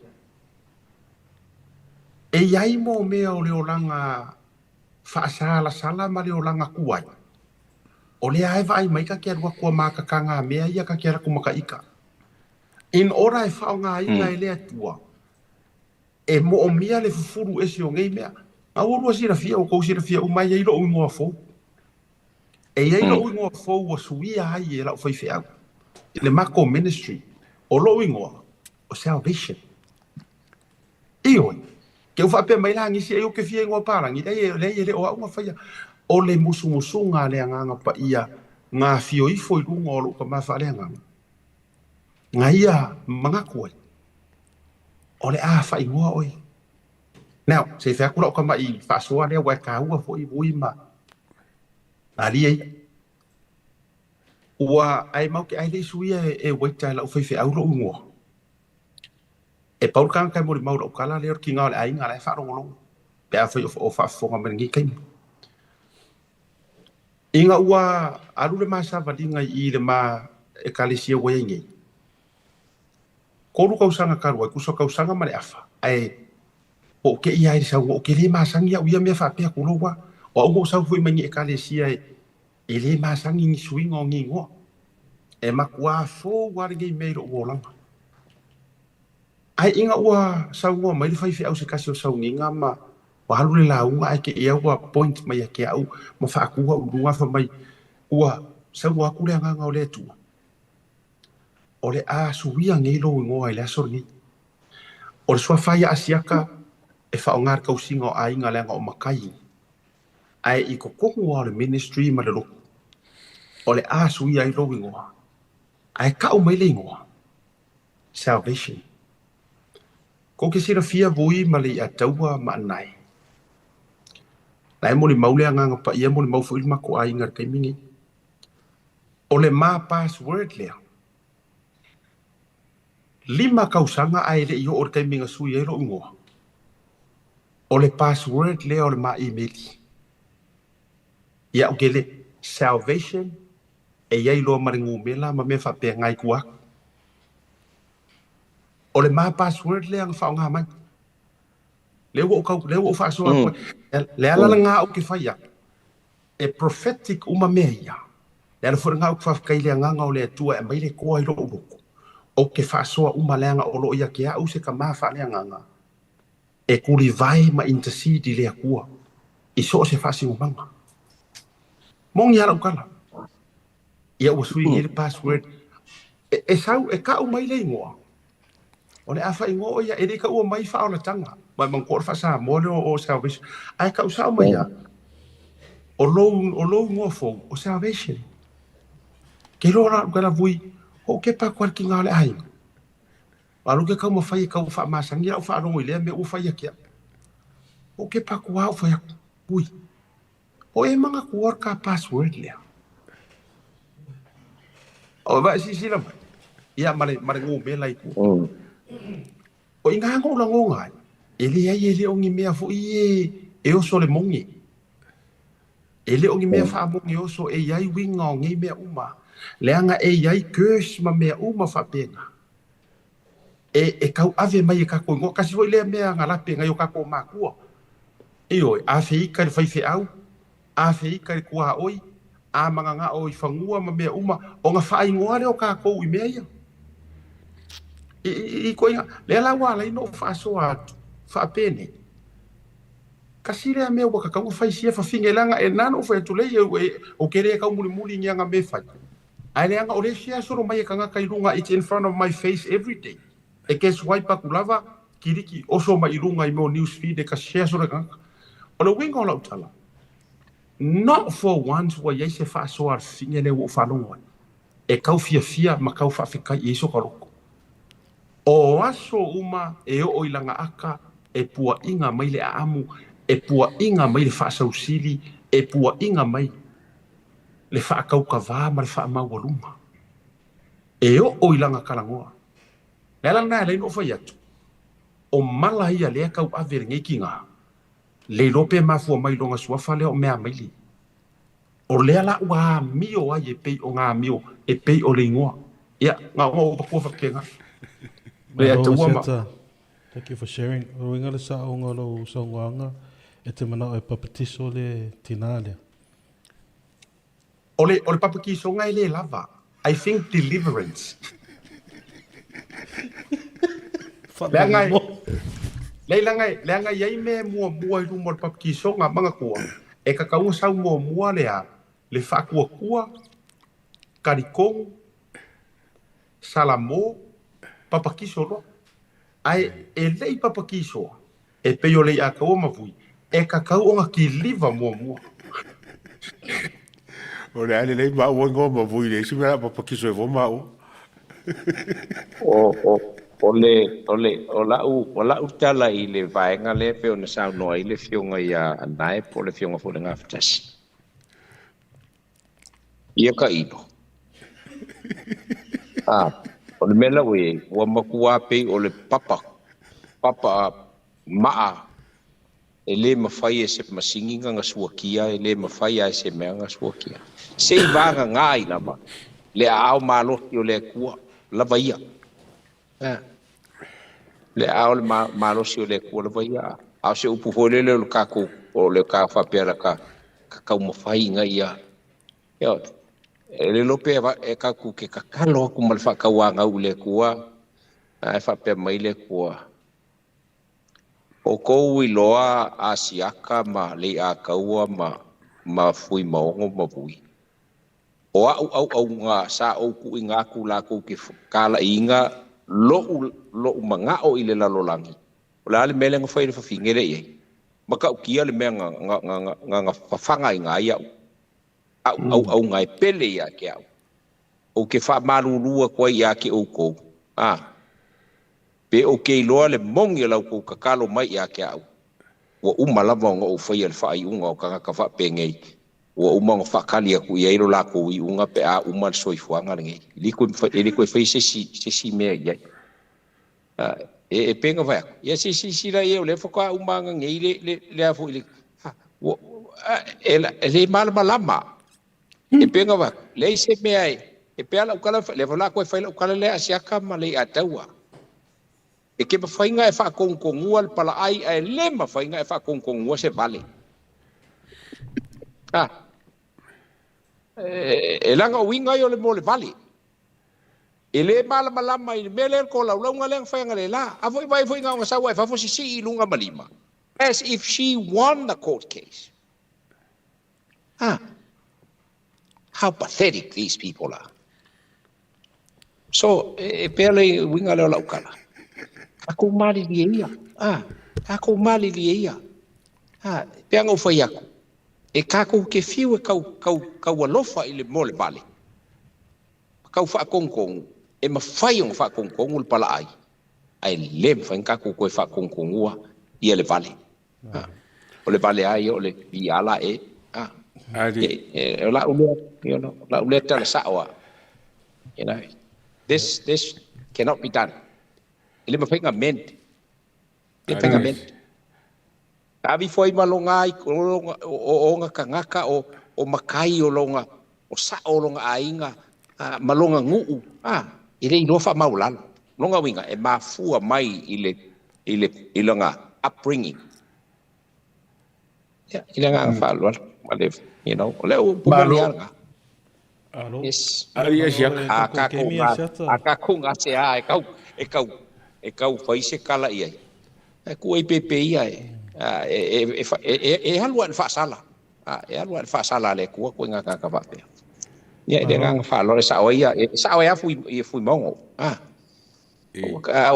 sawa ko ka be foi sa fa pas oi ai ka dia ia la ko le ka ku kala ngoa ka ko I meo o me au nga mol fa fonga anga ka ku kanga o fa kalia ya el vea voi fe mai fa ko kala ku ie o ngase ai ngase la me o le wo le e ngase inga o fa ngase le ku ya ile nga fa lo fionga voi asiata ia move forward well first of all ko la mo mo suelo password me le Salvation Army ya suelo fini Holy loya para mo ka mo me lo password ia suel gaming el password lo email ai ole mero mo tato me ia tu fa bore tato me ilu mo vesi kemi ele se mera ko lo ke vola password asiaka no mai vui ole o ke ka uma fa uranga ole swafa le atawa yo o swafa le ma mai le ke ba ku le fesi de pringise pe fa fenga maua o nga wanga makau di foi fa mai mo dio nga ba ku le code ora ya ke ia e la ku le swafa le ma mai le ale la nga fa mo ku inga go ko la foi sa ngol ma fekalai le ko ili ngole ma mai le ale la ke kan foi kali vesilia a fui mongo ma peringise ole kalango pe fa fenga mo swafa a mesi ole la kiki foko a soi fu mai sa woia o ke le lo ke fsira ke a wala ole ka ole fsira mai ke fa ke ri se kali nga pawal kali le go venga o morio nga mo ma nga baku o el swafa le lunga ko ora ye pola ora menga sameninga ia fa no inga ro ko lo kali nga le kali la ulia ai le ka kong lo kali ia ka ko me fa a fai foi la li a tau o matua le lo soi fo wa ia ale ai tiro malam foi mo i le wingo le ia tato wa ia fa pena a fai atu ia perni e au fuari focus ye fa ngor tatu live awar popole te e ke wo ngai lor ma fu anga se ma fa ngor live ya mai le ya li io e ai tatu me yane ole meta pule mana o tau te afe tau wonu ngai tatu fa so for the last 20 minutes ole tu langa foi le ile payor le wa grant le famsinonga ile wodi ia to lua le na tau fia ona o le tūlanga o tupe parpala e watu tono Samoa. Ia me se fo o se la so tanga na i le wharavlavi le sa tupu mai Vietnam i le ori fo i ngau o le sa whenga ruenga le una lei. Le ala ua wavenga maua le pei o le auto la ori ia. Le o le winga lu te mana o tau te whasoa ai. A fua ku ia Samuelu masianga mōri maule nga whairunga. Ala ola se omi o kausanga ngaroka mai ai. Tau fia. Ale ua peo le awari ia i tua. Ae sili aku o nga mawhama leanga. Le mea le o le mea le makua ke le ka uwa lea i o Samoa, te le afi anga o a inga i le ngata o leitu ulanga o tupe parapala pe a hau no wha maunia. Ia miso le so kanga o kua inga skairi wha kengi anga ora ai le vaenga le. Lenga o ka miki e whainga ruenga i kampangile. Ale ua peo li tua e ui o lo a mai conditions. Ai peo le ua te tala i tua o le ala ia ia sa o ko ngai ko nge ki ai e vidi ai pai mala fai ma tula fa pena ma so ro fina ngalo bui ma le ato ya ma lo va tai ole ya kia ulo baia o lato na lato o ye to no le tapenanga o le peo le e fōlinga mai ia te au a whai ele i mawhaionga peo ia Samuelu. Ai o Samuelu ele o se kangaka ngā laku whasi o kisi kangaka penga. Ngā laku a wakungi kupe ele a mangi me whapenga. Ngā laku e whailanga mōli mau. O longa wi. Teli, ka kou whesilingia ka whai ele peo ngei. Pea mi o kongu la ko mele fai. Pele o ngi kangaka e a fo i se e le va ale. Fa feonga lo mo ka o le ale ngo sa mo le mele fai. Lenga o ke fa ku ke o fo le mafai o fai o le pe. O Samuelu o le moli mau. Just because o longa winga ele peo winga la fam kalanga asiaka man fa fonga mai ele tunu a fai ele ai se menga nga fai ele vaenga le e ka uai le makanga luenga o leo pe o Samuelu o lenga moli mau Samuelu mo fa Samuelu wala go walu ya asiaka ele me ka upule ngei o nga fa fianga o la ku ya o ko le fa e ko kele ke mai le men vai lá ele se mau ingai e a fo im fainka ko kilo le men ngai ola ula fesili ile komisinga le acting commissioner mal makanga luenga leo o sao ngai me na sao ngai me o la ko fo inga fa ele fa iunga o sao ya ole umong ya ile sao ile bokwa le sao ya ya la va fe o kangaka makua mafa o kula fongo o fa salanga o kula fongo ai mai se ole ka ua ile aisa ma me uma fa penga male ka pule ngai sen kam o bokwa ka ubele ya sa mo me akor ngai am fainga pe o le ko teli kanga luengo leo ko kilo o el kanga ke manga o faila mi kongo le makanga luenga stand up for this wala ngofo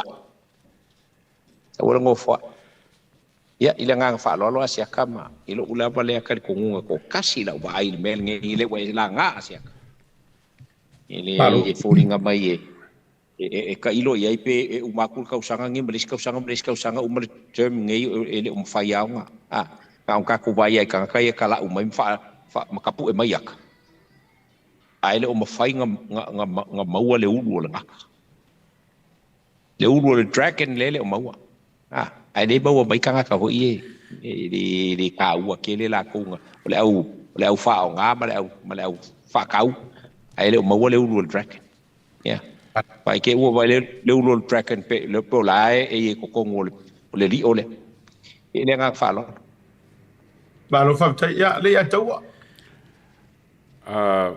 o la vai aku le lo ia a James Arthur le msio a le lo ia a Fred a pali o a Timothy le pima la valele official lawyer sil ia a sa oi bui sa le kau onga malo sil finga ole ve ko ai makori fo lo official lo e kaunga nga lu fa kasi mo official lawyer sil o ke lo mala a fai ai Timothy le i de fengele lo official lawyer sili ale foi o lawyer sili o official lawyer sili kau onga ku mo kanga nga leo pe kau se conflict of interest leme ai o le si vai le ya tau mo fa lo tiri no le tato o le tau ba ye tu vai fo linga mai le te leo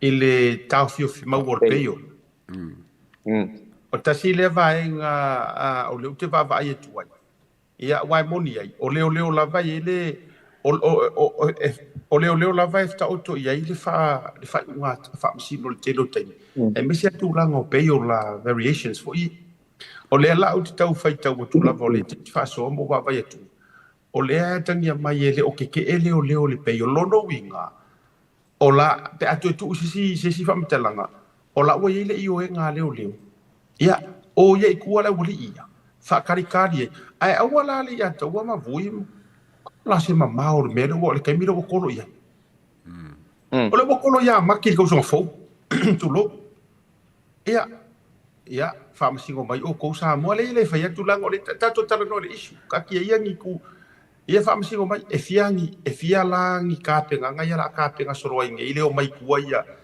e fa tali ile ke so ko so fo o le mea te tauna fai e leo le kao fiofi pia e give them enough time ma ia makua shut down any further communications so ia kangakangi anga i fafo ma a se i fai la ko internal investigation eyo pa ila le fai ngala fai e Vietnam ia le fai e Vietnam ka makua shut down na Vietnam ngi so o kanga whatsoever ka ko leo ia ela ngai serious ya la ko o le fa po ngai o le pi ka u masaro mi o le ka o ko kuisa mo po Oscar ia po fe ale la avai mai la ia Vietnam o le wa fa per ma kanga ku o conditions sa mo mar fa ngola ku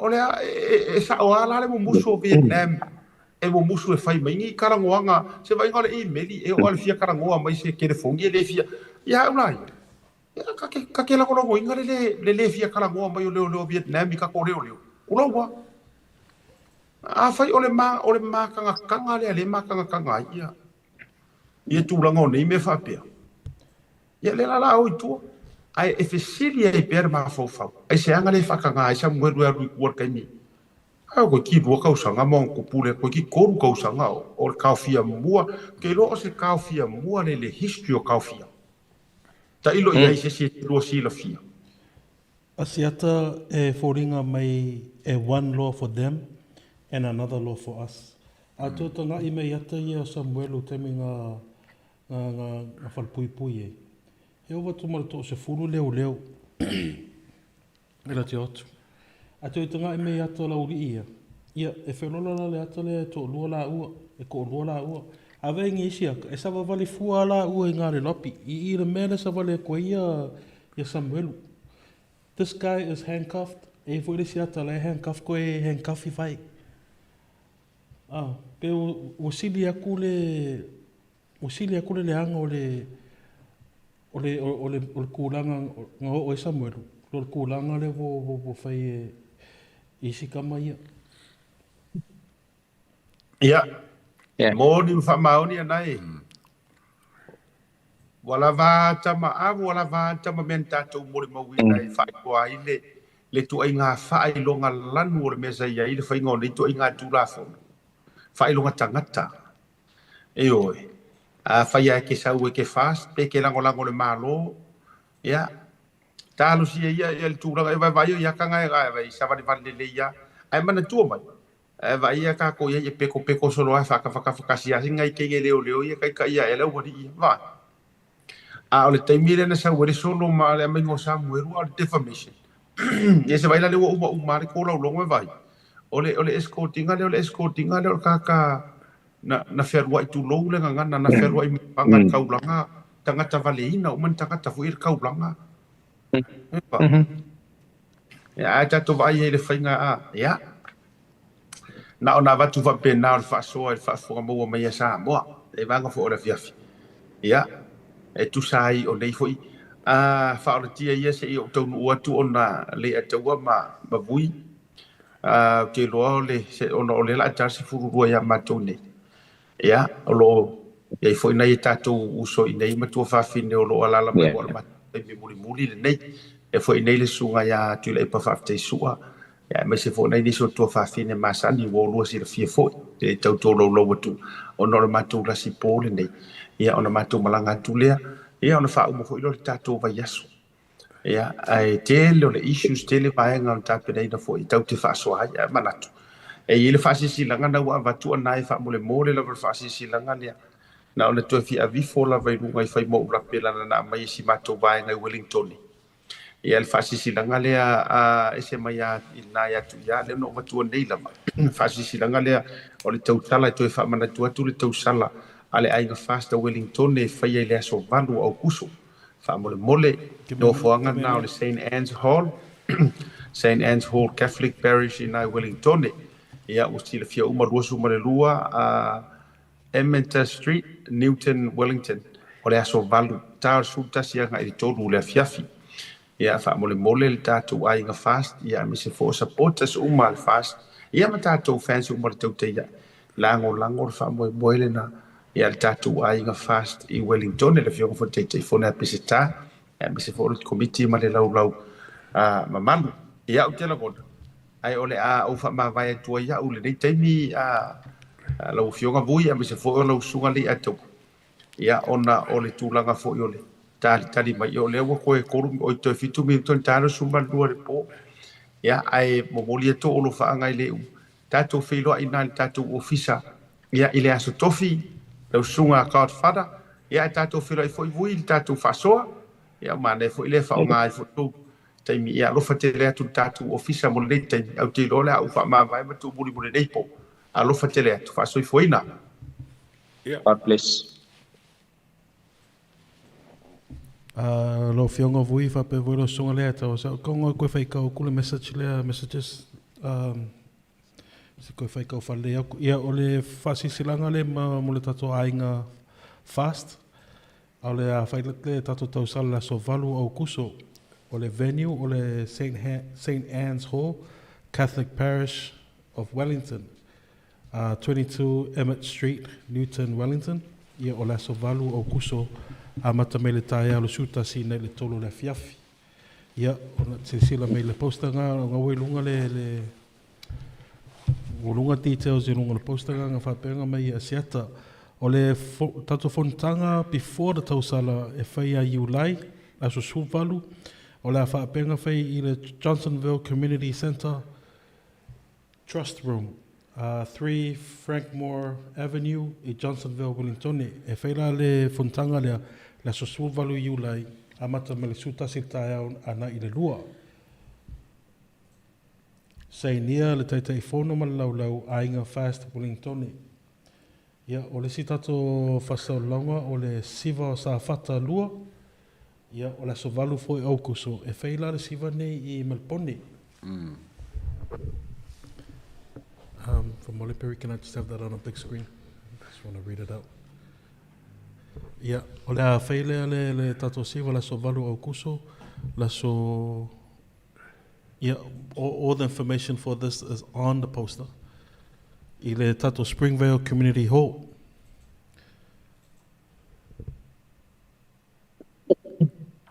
Me ava. E amata mai le ongo le fiafi, ana i le sulua i le valua po.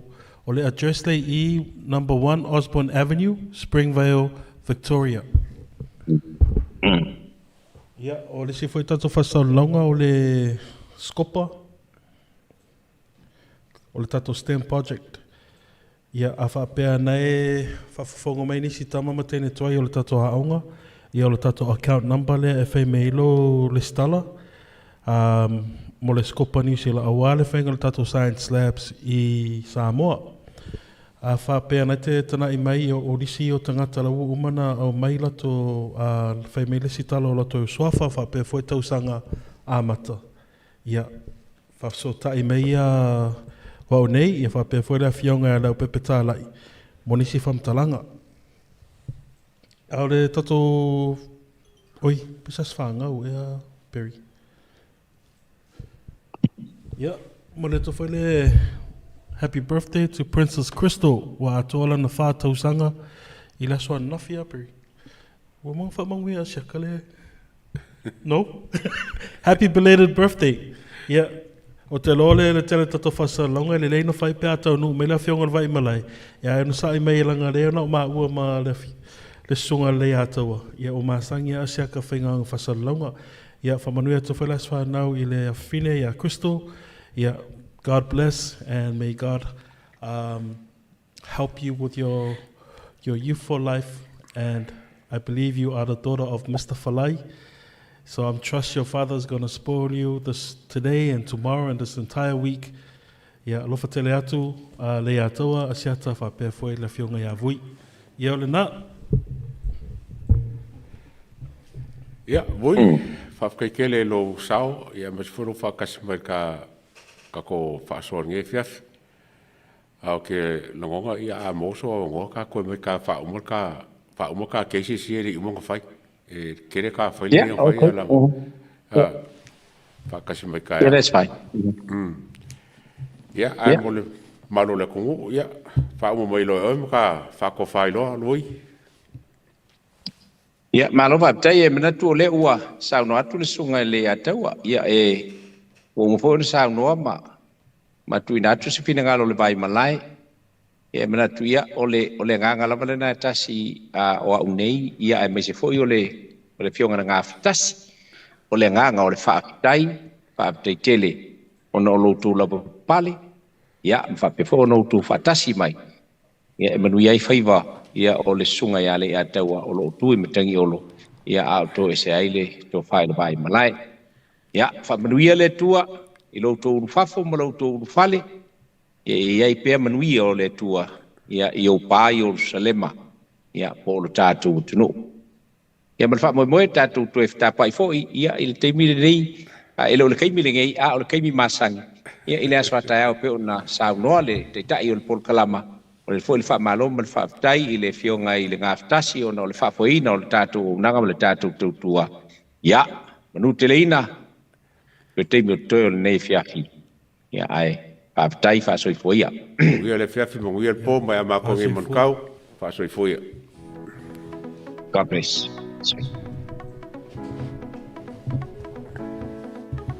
Hey, have you signed up with BlueNet yet? No? Well, let's fix that. Head over to www.bluenet.co.nz and hit Join Us today. All you need to do is fill in your name, date of birth, phone number, and a few other details. This helps us get you set up faster. We'll also need a photo of your ONT serial number and your modem. Not sure what an ONT is? Don't worry, this is what it looks like, and every house with internet has one. And make sure you have a valid ID and a utility bill or government letter to confirm your address. When you join BlueNet, you're not just getting fast, stable internet. You're also supporting shows like Tautaiae, Breaking Waves, and Sports Salanoa. Your BlueNet subscription helps us bring you more content. If you sign up this month, you get $10 off your first 3 months. If you have any questions, call 0800 258 638. Join BlueNet today.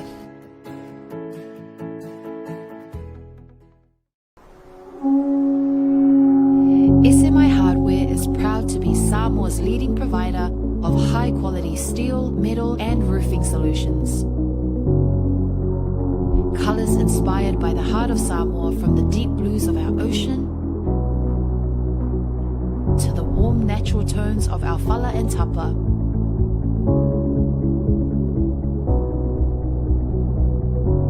To the vibrant greens of our island plants. With over 12 colours to choose from, you can find the perfect look to complement your home, business, or community project. Built to handle the sun, salt, and storms with strength you can rely on for years. For durability and for style, SMI Hardware is your number one choice.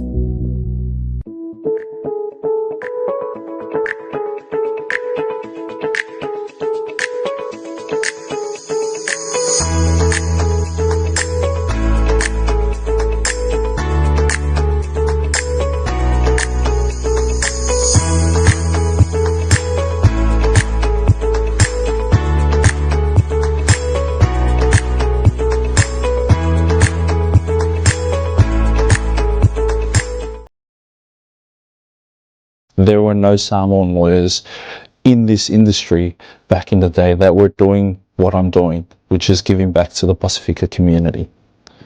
A lot of people see lawyers in the negative light, and my job is to change it. And how do we do that? Step by step. We build the trust in the community. And that's all I want to do, is I just want to help my people and do good things for my people. The biggest problem is that we're underrepresented. We are unaware of our rights and our entitlements. My job as a Pasifika lawyer in Queensland is to educate our people. The best part of my job is being able to see the smile on my people's faces, to be able to see them progress on and move on with their lives. We have a saying in our firm that says, our job or our mission is to enrich the lives of every single one of our clients. And I believe that to be very true. The best part of my job is leaving our clients in a better position than before they met us.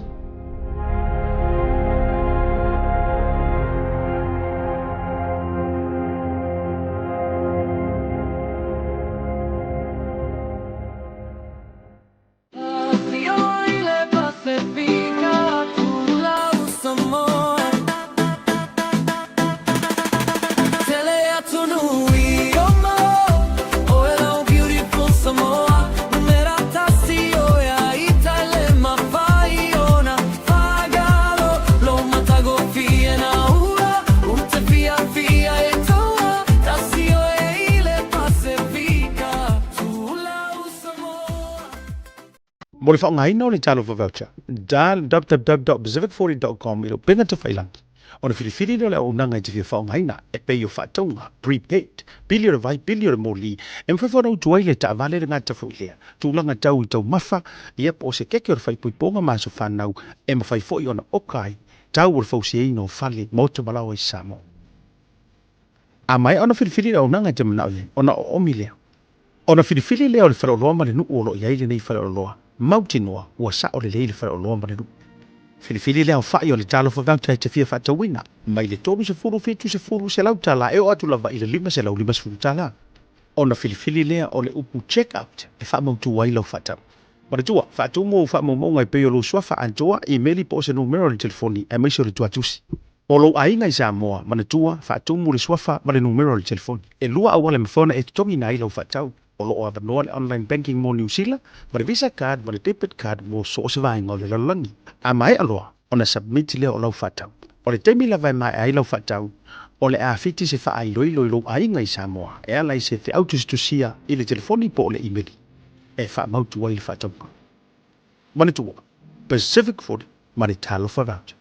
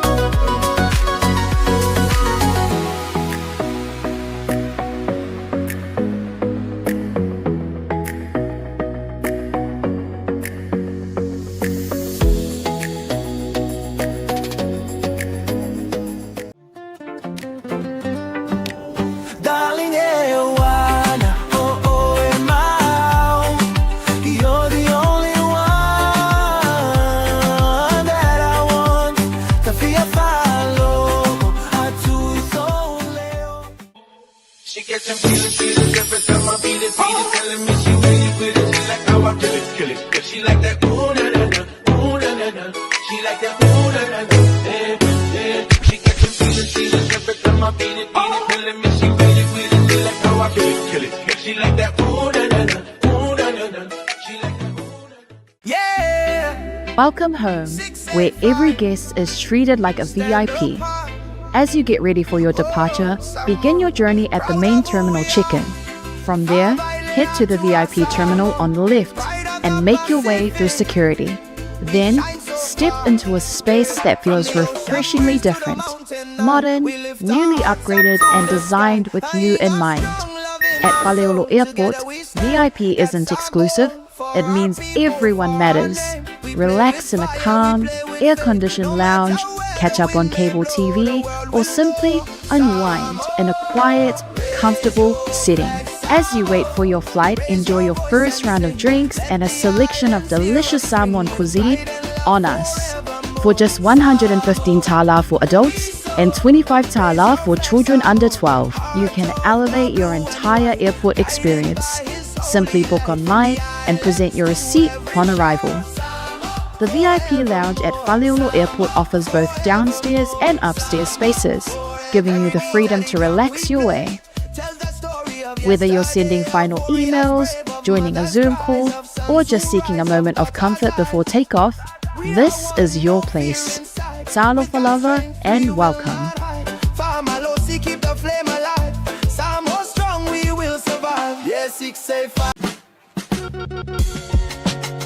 There is no better way to support the 685 than to buy locally sourced goods. Here at Tasi Market, owned and operated by Samoans for the Pacific.